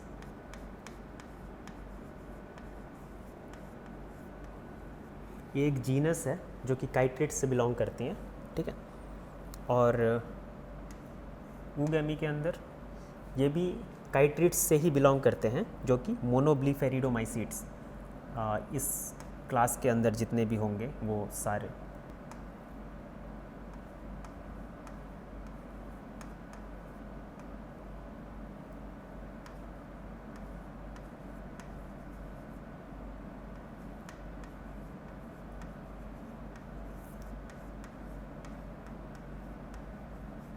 मोनोब्लीफेरिडोमाइसीट्स, ये भी काइट्रिड है, ये भी काइट्रिड है, लेकिन डिफरेंस किस में है, एक एनाइसोगैमी को कैरी कर रहा है और एक ऊगैमी, ठीक है। गैमीटेंजियल कॉपुलेशन, ये भी गैमीटेंजिया था एक, ये भी गैमीटेंजिया। अब उसको डिफरेंट स्ट्रेन से बताएं हैं कि ये मेल है, ये फीमेल है। अब इनमें क्या हुआ, फ्यूज़न हो गया, देख रहे हो, ठीक है। तो ये जो फ्यूज़न होगा ये क्या होगा, डायरेक्ट फ्यूज़न हो रहा है इसमें, दो गैमीटेंजिया का जब डायरेक्ट फ्यूज़न हो रहा है, जब दो गैमीटेंजियम का डायरेक्ट फ्यूज़न हो रहा है तो ये भी गैमीटेंजियल कॉपुलेशन ही होगा, जिसमें कि एक दोनों ही अपने जो इनिशियल जो स्टेज है, मतलब इनिशियल जो रूप है उसको वो लूज़ कर दे रहे हैं, ठीक है। तो डायरेक्ट फ्यूज़न इसमें हम पढ़ रहे हैं, डायरेक्ट फ्यूज़न ऑफ टू गैमीटेंजिया। और दूसरा क्या है, देखो दूसरा क्या है, ये फीमेल गैमीटेंजियम है, ठीक है, ये देखो, और ये मेल गैमीटेंजिया है। अब मेल क्या कर रहा है, अपना प्रोटोप्लास्ट सारा लूज़ कर दे रहा है, ठीक है। ये एक पोर का क्रिएट किया और जिससे अपना न्यूक्लियस यहाँ पे दे दिया और ये अपना प्रोटोप्लास्ट भी सारा ट्रांसफ़र कर दिया। अब मेल का कोई अस्तित्व नहीं है, ठीक है, इसके पास ना ही इसका प्रोटोप्लास्ट है। तो इसमें क्या हो रहा है, बी में migration of the entire protoplast, ठीक है, याद रखना, अलॉन्ग विथ न्यूक्लियस, ठीक है। एंटायर प्रोटोप्लास्ट चले जा रहा है, माइग्रेट कर जा रहा है, लूज़ कर जा रहा है, यानी कि इसमें मेल का कोई वो ही नहीं बचा अस्तित्व। इसने सारा जो अपना प्रोटोप्लास्ट था, जितने भी सारी साइटोप्लाज्मिक मटेरियल थी, इसने ट्रांसफ़र कर दिया अलॉन्ग विथ न्यूक्लियस। तो इस टाइप के फ्यूज़न को बोल रहे हैं हम गैमीटेंजियल कॉपुलेशन। इसमें दो टाइप के होते हैं, एक डायरेक्ट फ्यूज़ हो जाता है और एक दूसरा पोर के थ्रू अपना न्यूक्लियस को माइग्रेट करता है। अब तीसरा चलते हैं हम, गैमीटेंजियल कॉन्टैक्ट, ठीक है। इसमें मैंने कहा था कि ये चीज़ याद रखना, एंटायर प्रोटोप्लास्ट। इसमें क्या करेगा, इसमें भी देखो इसी तरीके का स्ट्रक्चर दिख रहा है ना, इस टाइप का स्ट्रक्चर इसमें भी दिख रहा है, लेकिन इसमें क्या होता है कि जो मेल गैमीटेंजियम है ये एक फर्टिलाइजेशन ट्यूब का फॉर्मेशन करेगा। देखो क्या फॉर्म किया, ये फर्टिलाइजेशन ट्यूब।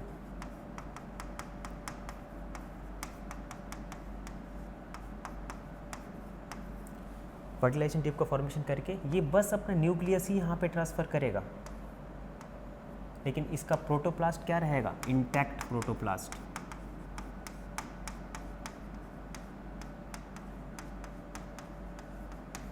यानी कि ये लूज़ नहीं करता है, अपना प्रोटोप्लास्ट लूज़ नहीं करेगा। तो इस टाइप के जो प्लाज्मोगैमी को हम लोग बोलेंगे गैमीटेंजियल कॉन्टैक्ट, ठीक है। ये दोनों ही जो था गैमीटेंजियोगैमी का टाइप था, जिसमें गैमीटेंजिया का अगर फ्यूज़न हो जाए, ठीक है, प्लाज्मोगैमी किसके बीच हो, गैमीटेंजिया के बीच हो, तो इसमें हम लोग एग्जाम्पल्स लिखते हैं गैमीटेंजियल कॉपुलेशन का एग्जाम्पल। इसमें होगा म्यूकर, ठीक है,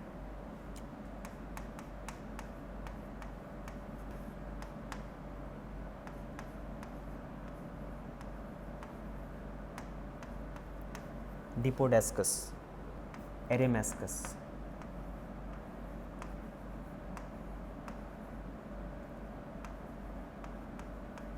ठीक है। ये तीनों जो एग्जाम्पल है ये डायरेक्ट फ्यूज़न के थ्रू होगा, लेकिन माइग्रेशन थ्रू पोर के थ्रू कौन कौन से होंगे इनके एग्जाम्पल, राइजोफीडियम,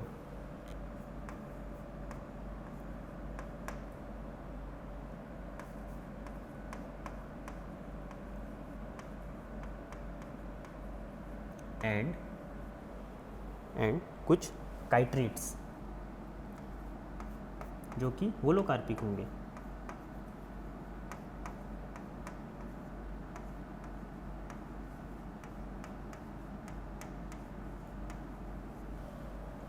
हमने पढ़ा था वर्ड यूकार्पिक, होलोकार्पिक क्या होती है, ठीक है, प्रीवियस लेक्चर में, होलोकार्पिक काइट्रेट्स। गैमीटेंजियल कॉन्टैक्ट का एग्जाम्पल क्या होगा, इसमें एस्को माइकोटा ग्रुप में गैमीटेंजियल कॉन्टैक्ट आएगा आपका, ठीक है। चौथा है स्पर्मेटाइजेशन। इसमें देखो दो हाइफी है, ये भी एक हाइफी है, ये भी एक हाइफी है। इसमें आप देख रहे हैं ये सोमैटिक हाइफी है, ठीक है। सोमैटिक हाइफी बियर्स किया है माइन्यूट कोनिडिया लाइक स्ट्रक्चर, देख रहे हो छोटे छोटे,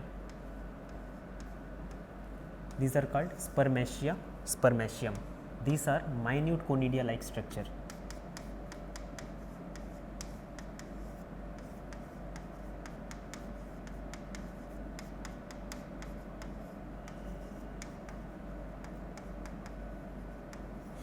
अच्छा, कोनिडिया तो बोल दिए, लेकिन क्या ये सच में कोनिडिया है? क्या ये सच में इसके पास इंडिपेंडेंट जर्मिनेशन की कैपेबिलिटी होती है?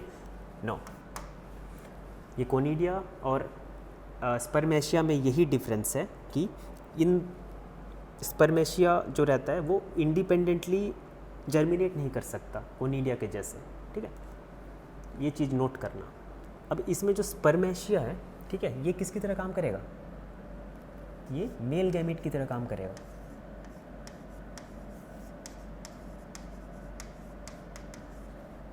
ठीक, और ये किस में बनेगा? स्पर्मेशियोफोर में, ठीक है। ये जो है आपका स्पर्मेशियोफोर, देख रहे हो, ये मैंने बताया था कोनिडियोफोर, स्पोरेंजियोफोर। अब अगर ये स्पर्मेशिया बियर्स कर रहा है तो इसको क्या बोलती है? स्पर्मेटियोफोर, ठीक है।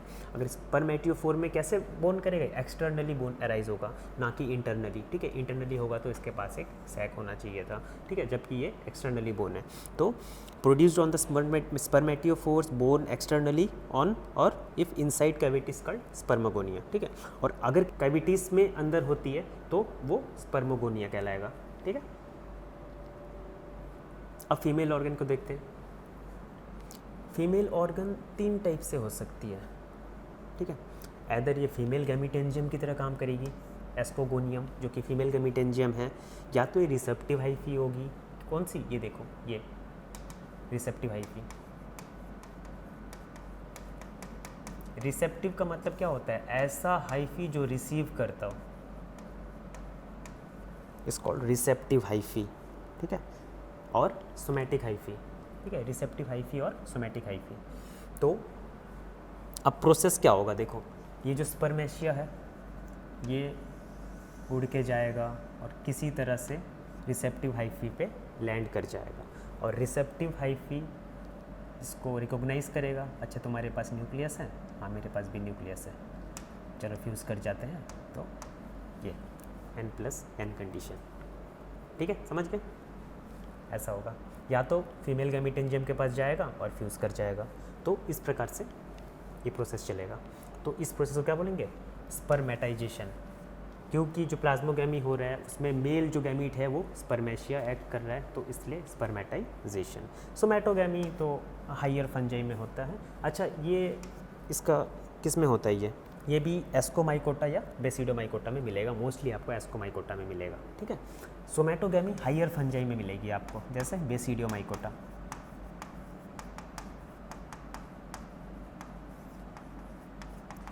हम जब पर्टिकुलर जीनस का पढ़ेंगे तब हम ये एग्जांपल डिस्कस करेंगे, ठीक है। वैसे तो फ़िलहाल आप कॉमन से याद रख लो, क्योंकि ये बेसिक है, तो बेसिक से पता करते हैं इसमें। देखो, इसमें मैंने भी बताया था एच शेप सेल्स होता है जो कि आपस में फ्यूज़न करेंगे। ये न्यूक्लियस था, ये इसके पास चले गया तो ये हो गया, और ये डाइकैरियोटिक कंडीशन हो गया, N+N कंडीशन, ठीक है, N+N। सोमैटोगैमी मतलब सोमैटिक सेल्स या सोमैटिक हाइफी के बीच अगर मेटिंग हो रहा है ना। लेकिन इसमें जो मेटिंग हो रहा है ना, ये जो हाइफी है ये ऑपोजिट मेटिंग टाइप के होते हैं, ना कि सिमिलर मेटिंग टाइप। ये प्लस होगा तो ये माइनस होगा, different stage opposite mating type के होंगे। ये था हमारा प्लाज्मोगैमी। अब चलते हैं जल्दी से कैरियोगैमी की तरफ। कैरियोगैमी एस्कोमाइकोटा में कैसे होगा और बेसिडियोमाइकोटा में कैसे होगा? साइट इनका कहाँ पे होगा कैरियोगैमी का? यानी कि मियोसिस, जिससे कि कैरियोगैमी के बाद मियोसिस होगा, है ना। तो N+N कंडीशन तो अब तक अराइज हो गया था, हमने देखा। लेकिन एस्कोमाइकोटा में कैसा फीचर होता है जो मैंने आपको प्रीवियसली कहा था, थोड़ा सा इसके बारे में लुक करते हैं।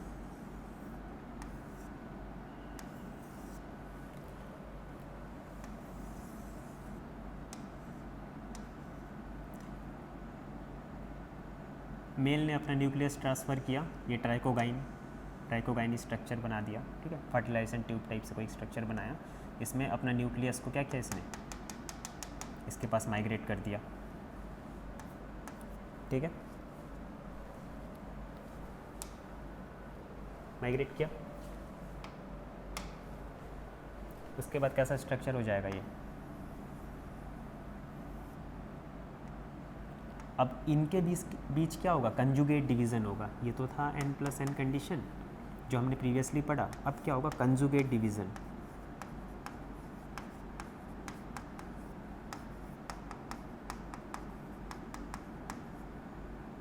तो ये आपस में डिवाइड करेगा, ये आपस में डिवाइड करेगा, ऐसे बहुत सारे सेल्स बन जाएंगे।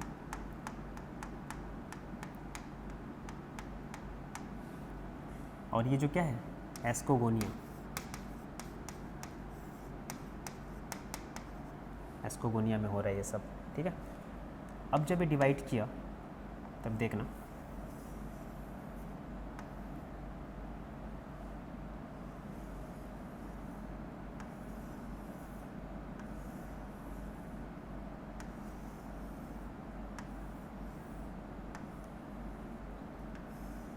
इसमें हाइफे अराइज होंगे, ठीक है।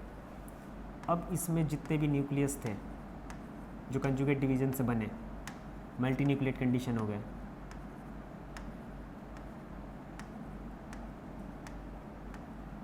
ये पेयर यहाँ ट्रांसफ़र हो गया, ठीक है।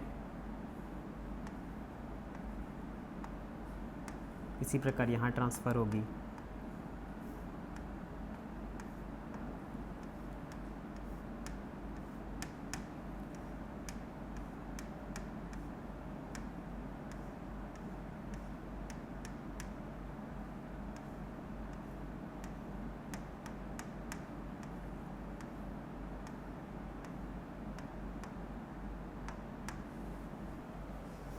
देख रहे हो। इसको हमने क्या कहा, एस्कोजीनस हाइफे, क्योंकि ये जो हाइफे अराइज हो गया वो एस्कोगोनिया से अराइज हुआ, तो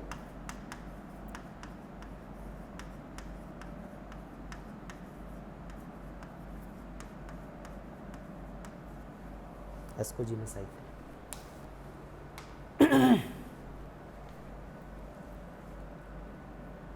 अब इसमें क्या होगा, टिप को छोड़ के ये क्रॉइजर लाइक हुक का फॉर्मेशन करेगी, ठीक है।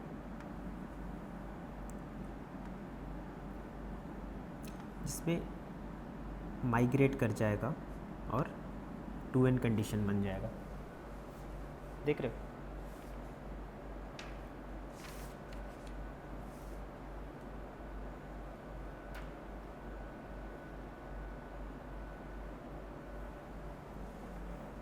फिर इनमें न्यूक्लियर डिवीज़न होगा तो 4 सेल का फॉर्मेशन कर जाएगा।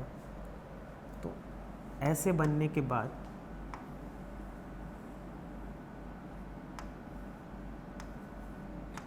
एक ऐसा सेल बनेगा, ये तो स्टार्टिंग का था, जिसको हम लोग क्या बोलेंगे, ascus mother cell.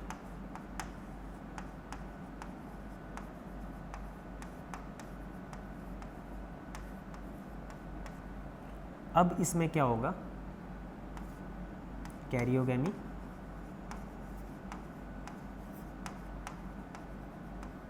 Karyogamy and then meiosis.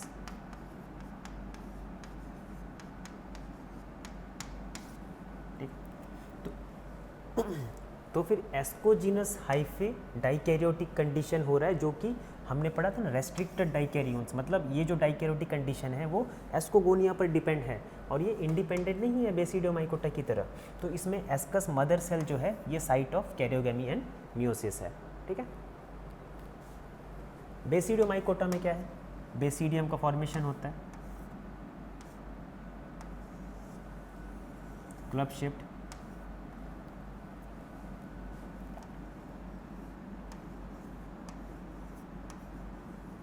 ठीक है। इसमें न्यूक्लियस होगी, जब मियोसिस होगा यानी कि basidium is the site of, basidium site of karyogamy and meiosis.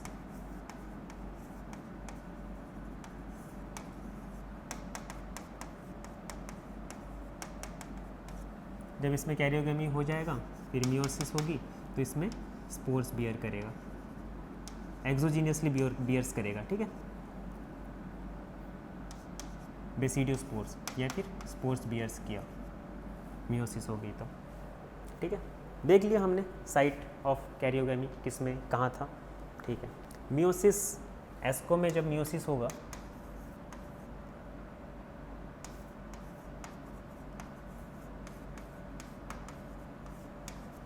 तब क्या होगा, जनरली 8 स्पोर्स का फॉर्मेशन करता है।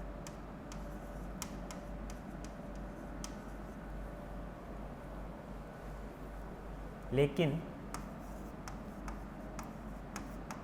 ईस्ट एक्सेप्शन है जिसमें 4 स्पोर्स होती है, ठीक है। जनरली 8 स्पोर्स एस्कोस्पोर्स का फॉर्मेशन करेगा इस प्रकार से, ठीक है।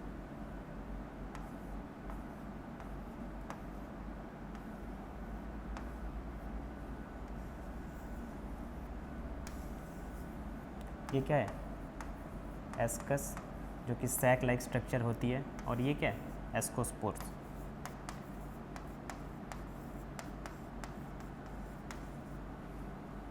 इसमें भी मियोसिस के कारण वेरिएबिलिटी दिखेगा आपको, ठीक है। लेकिन जब बेसिडियोमाइकोटा में होगा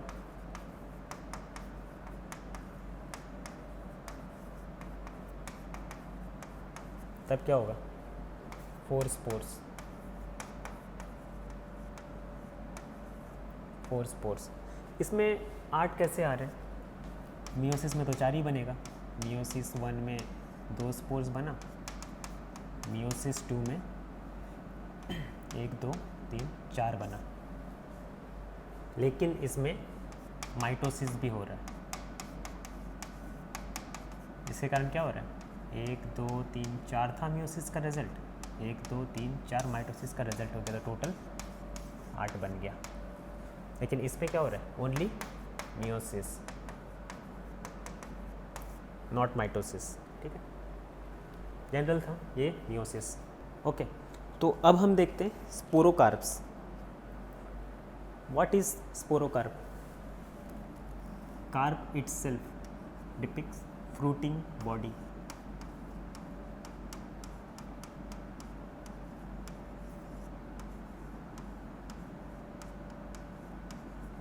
ठीक है, देखो फंगस तो सबस्ट्रेटम पर बॉर्न होगा, लेकिन कुछ कुछ ऐसे फंगस भी होते हैं जिनको अपना स्पोर को डिस्पर्स करने के लिए एक पर्टिकुलर बॉडी का फॉर्मेशन करना होता है, ठीक है, जिससे कि वो अपने स्पोर्स को एक सबस्ट्रेटम से थोड़ा सा ऊपर लेके आ सके और उसको डिस्पर्स कर सके एफिशिएंटली। लेकिन ज़रूरी नहीं कि हर एक फंगस को फ्रूटिंग बॉडीज़ ही बनाना हो, है ना। हम लोग क्या बोलते हैं कि during unfavourable condition the fungus produce sexual reproduction विया फॉर्मेशन ऑफ फ्रूटिंग बॉडीज़। लेकिन सेक्सुअल रिप्रोडक्शन क्या होता है, फेवरेबल कंडीशंस में भी हो जाती है, ठीक है। तो फ्रूटिंग बॉडीज़ जो है ये फंगस में डिफरेंट फेज़ में डिफरेंट होती है। जैसे असेक्सुअल फेज़ में भी फ्रूटिंग बॉडीज़ का फॉर्मेशन होता है और सेक्सुअल फेज़ में भी फ्रूटिंग बॉडीज़ का फॉर्मेशन होता है। तो यहाँ पे हम देखेंगे कि कौन कौन से ऐसे स्पोरोकार्प्स हैं जो एसेक्सुअल रिप्रोडक्शन में फॉर्म होता है, ठीक है। जैसे हम एस्कोमाइकोटा देखते हैं, मोस्टली हम एस्कोमाइकोटा के बारे में ही डिस्कस करेंगे, क्योंकि इसमें कोनिडिया एक जेनिथ, मतलब कोनिडिया रीचेस इज जेनिथ, मतलब उसमें डिफरेंट वैरायटी के कोनिडिया होते हैं, डिफरेंट शेप एंड साइज के कोनिडिया होते हैं। एस्कोमाइकोटा के बारे में डिस्कस करेंगे, ठीक। तो इसमें जो कोनिडिया होता है वो कोनिडियो 4 पे बियर करता है ना। अगर ऑन द बेसिस ऑफ कोनिडियो 4 देखा जाए, ठीक है, कोनिडियो 4 अगर यूनाइटेड हो, एकदम टाइटली पैक्ड हो ऐसे, और ऊपर से जाके फ्री हो जाए और ये स्पोर्स बियर्स कर दे, ठीक है, कोनिडियो 4 है ये।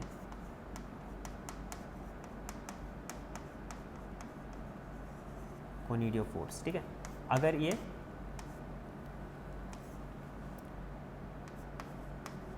लूज भी हो सकता है, टाइटली भी हो सकता है।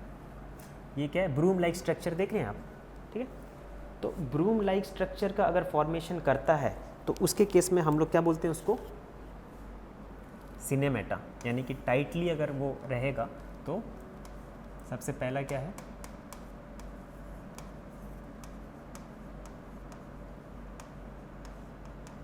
सिनेमेटा, ठीक है।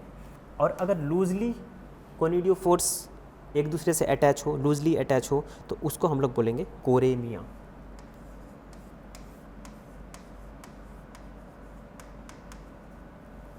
ठीक है। अब अगर कोनिडियोफोर, ठीक है, अगर कोनिडियोफोर स्पेशलाइज स्ट्रक्चर को बियर करता है जिसके अंदर स्पोर्स होती है, ठीक है, तो कोनिडियोफोर ने जो स्पेशलाइज स्ट्रक्चर बियर किया उसको हम लोग बोलेंगे कोनिडियोमाटा।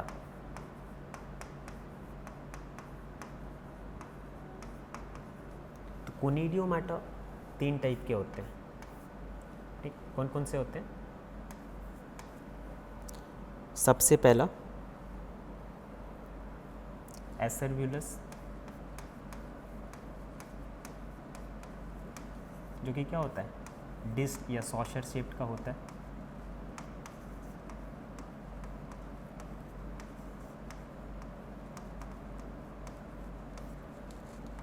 उसके बाद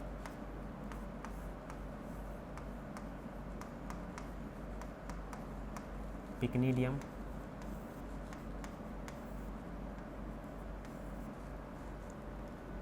टाइटली क्या था, फर्स्ट नंबर वाला, लूजली सेकंड नंबर वाला। पिक्निडियम क्या होता है, फ्लास्क शेप का होता है।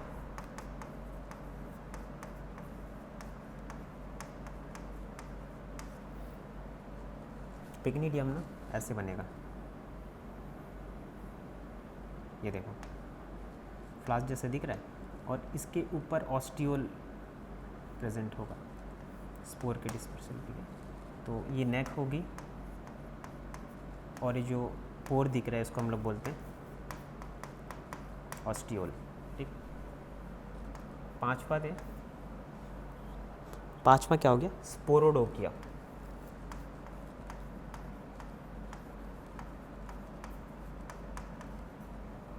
ठीक है।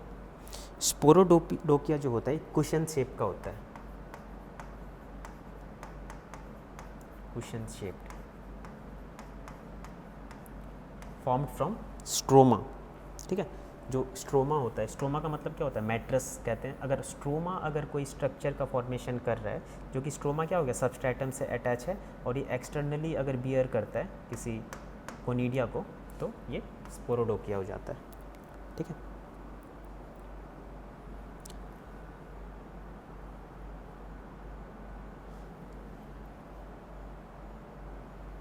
ये हमने पढ़ा असेक्सुअल स्पोरोकार्प्स, ठीक है। अब सेक्सुअल स्पोरोकार्प देखते हैं।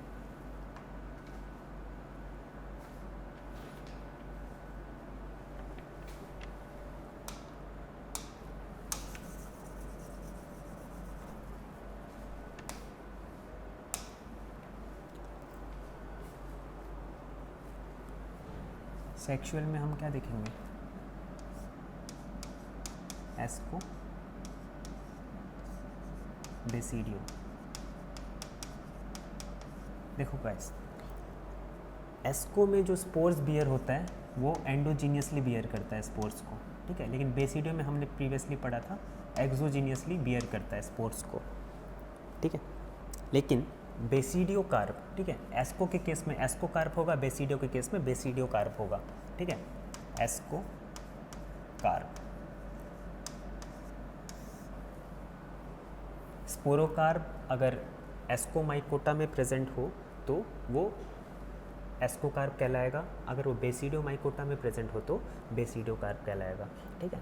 अगर एस्कोकार्प के अंदर अगर जो स्पोर्स है वो एंडोजीनियसली प्रोड्यूस्ड होता है, ठीक है, एस्कस जो होती है, एस्कस जो होता है हमारा, जो उसके अंदर स्पोर्स होते हैं एस्कोस्पोर्स, वो एंडोजीनियसली प्रोड्यूस होता है। लेकिन बेसिडियोकार्प के अंदर जो स्पोर्स होते हैं वो एक्सोजीनियसली प्रोड्यूस होती है, ठीक है, वो भी हम देखेंगे आगे। लेकिन एस्कोकार्प में कौन कौन से एस्कोकार्प होते हैं, पहला देखते हैं क्लिस्टोथीसियम। कलर चेंज कर लेते हैं।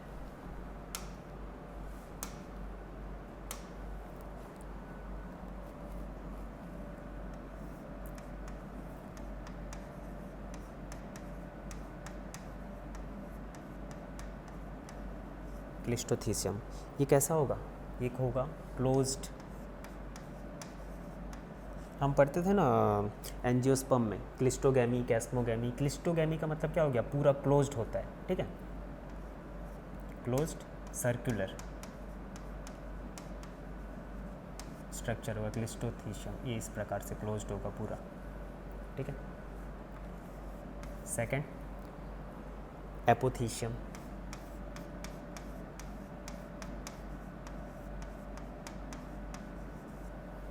एपोथीशियम ये क्या होगा, cup shape, cup, disc, saucer, जो भी बोलो, ठीक है, ये इस टाइप से होगा एपोथीशियम। थर्ड क्या है, पेरिथीशियम,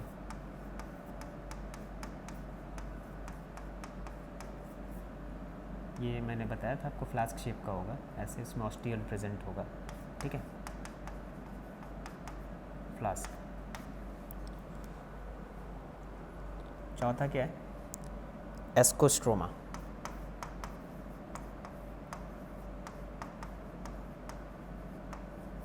एस्कोस्ट्रोमा मतलब जो स्ट्रोमा पे प्रोड्यूस होगा, ठीक है। ये जो होता है ये फाल्स एस्कोकार्प भी कहते हैं इसको हम लोग, क्योंकि इसका खुद का अपना कोई वॉल नहीं होता है। फिफ्थ जो हो गया वो सूडोथीशियम,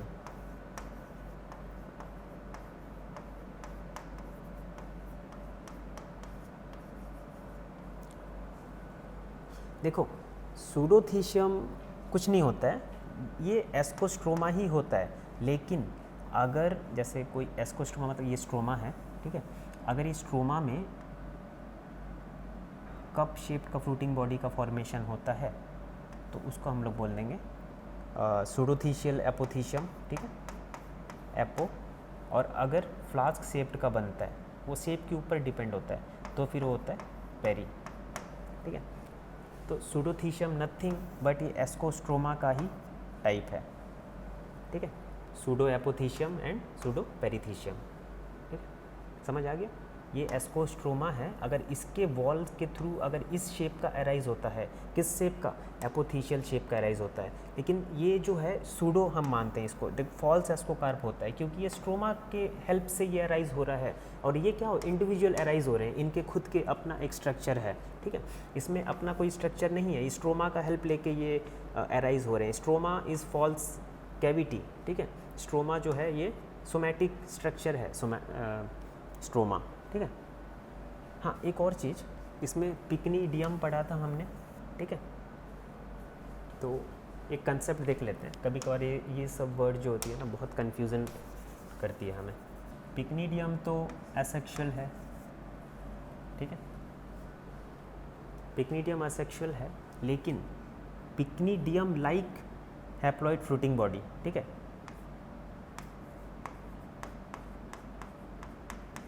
अगर पिक्निडियम जैसा ही हैप्लॉइड फ्रूटिंग बॉडी हुआ तो उसको हम लोग बोलेंगे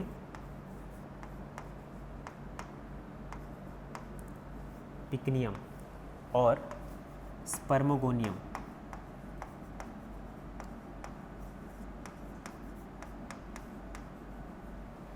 और ये जब स्पोर का प्रोड्यूस करेगा, ठीक है, पिक्निडियम अगर स्पोर का प्रोड्यूस करता है तो पिक्निडियोस्पोर्स, डियोस्पोर, ठीक है, पिक्नियम अगर स्पोर का प्रोड्यूस करेगा तो पिक्नियोस्पोर, या फिर स्पर्मेशिया, जो कि सेक्सुअल स्पोर होगी, ठीक है, ये क्या होगी, सेक्सुअल स्पोर, ठीक है, ये याद रखना। अगर पिक्निडियम आ जाए तो वो एसेक्सुअल फ्रूटिंग बॉडी है, लेकिन पिक्नियम अगर आ जाए तो ये सेक्सुअल है, ठीक है, ओके, इतना काफ़ी है। अब हम लास्ट स्लाइड पे चलते हैं, जिसमें हम हैबिटेट एंड डिस्ट्रीब्यूशन देख लेंगे थोड़ा सा।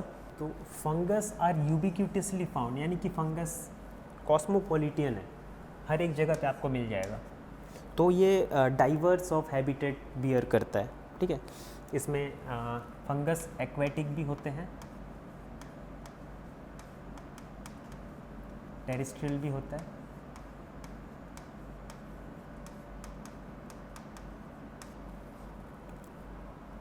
सिम्बायोंट भी होते हैं,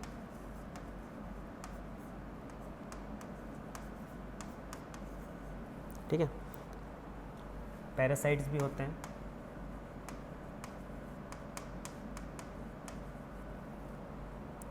हाइपर पैरासाइट्स भी होते हैं,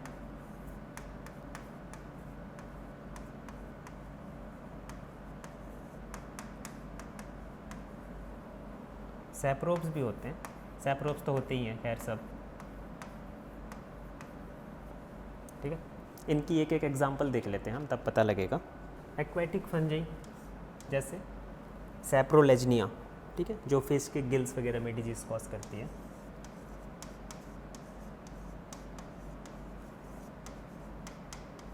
सैप्रोलेजनिया। टेरेस्ट्रियल फंजाई मोस्टली जो होती है, मोस्टली जैसे आप मशरूम देख लो, वो तो टेरेस्ट्रियल फंजाई में आएगा, ठीक है। सिम्बायोंट्स, सिम्बायोंट्स के अंदर लाइकेन फॉर्मिंग फंजाई, लाइकेन होगी एंड माइकोराइजा,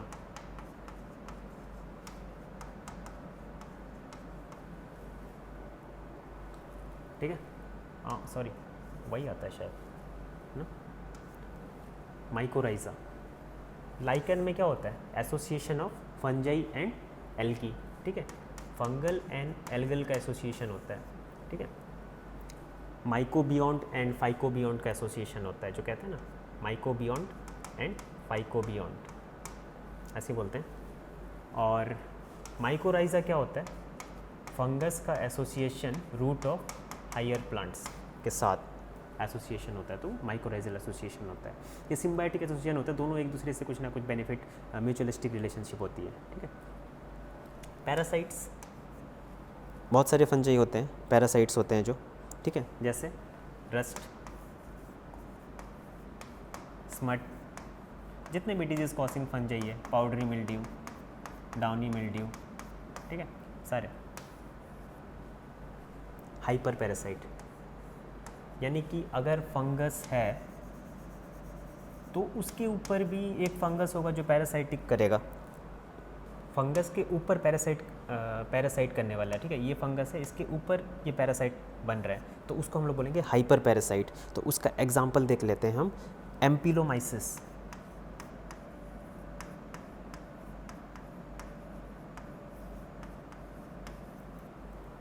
ये जो है ये एनामॉर्फिक फंगस है, एनामॉर्फिक मतलब जो पुराने टाइम पे हम ड्यूटेरोमाइकोटन फंजाई पर बोलते थे, है ना, इम्परफेक्टा।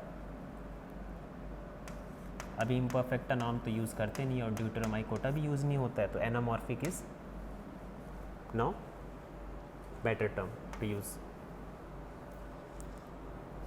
अब एम्पिलोमाइसिस एक एनामॉर्फिक फंजाई है, ये किस पर पैरासाइट कर होगा, बनेगा, ये बनेगा पाउडरी मिल्ड्यू,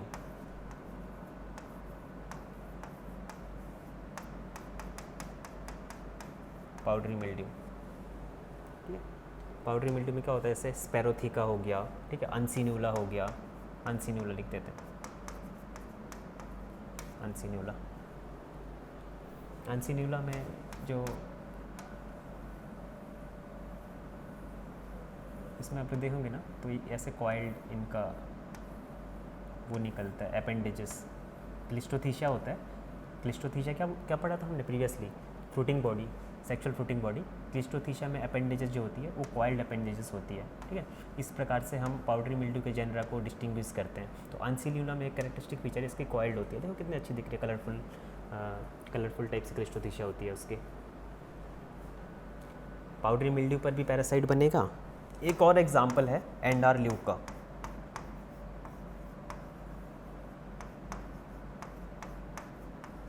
एंडारल्यूका, ये किस पर पैरासाइट होगा, रस्ट पर।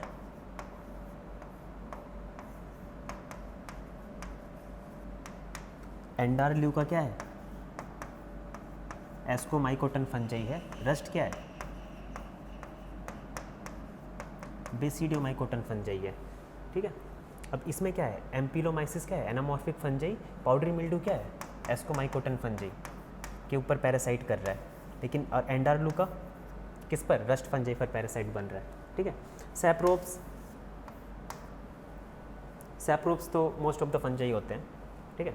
जो उसमें हम लोग सॉइल इनहेबिटिंग फंजाई बोलते हैं, आगे पढ़ेंगे soil inhabiting, root inhabiting fungi, ठीक है। डिस्ट्रीब्यूशन देख लेते हैं, हॉक्सवर्थ डिस्ट्रीब्यूशन देख रहे हैं हम।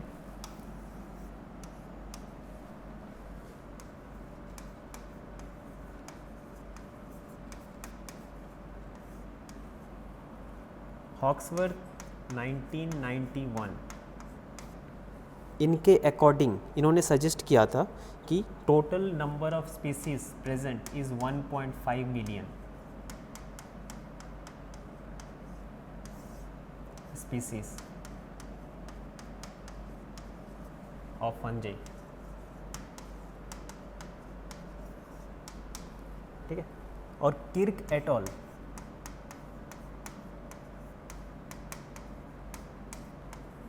2008, इनका दिया हुआ डेटा क्या था, 97,330 स्पीसीज, ठीक है। इसमें मार्टिन भी थे, जिनका ये कहना था जो फिनोरोगैम्स होते हैं, फिनोरोगैम्स यानी कि फ्लावरिंग प्लांट्स, एंजियोस्पर्म,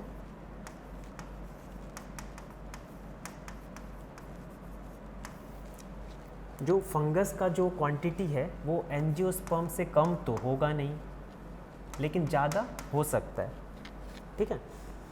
तो अगर हम सब्सिक्वेंट डाटा देखें कि हॉक्सवर्थ ने बताया था कि total 1.5 million species of fungi इनके अकॉर्डिंग है, ठीक है। लेकिन किर्क एट ऑल ने देखा 2008 के डेटा के अकॉर्डिंग कि इनको इतना ही फंजाई मिला जो कि नोन है अभी, यानी कि अभी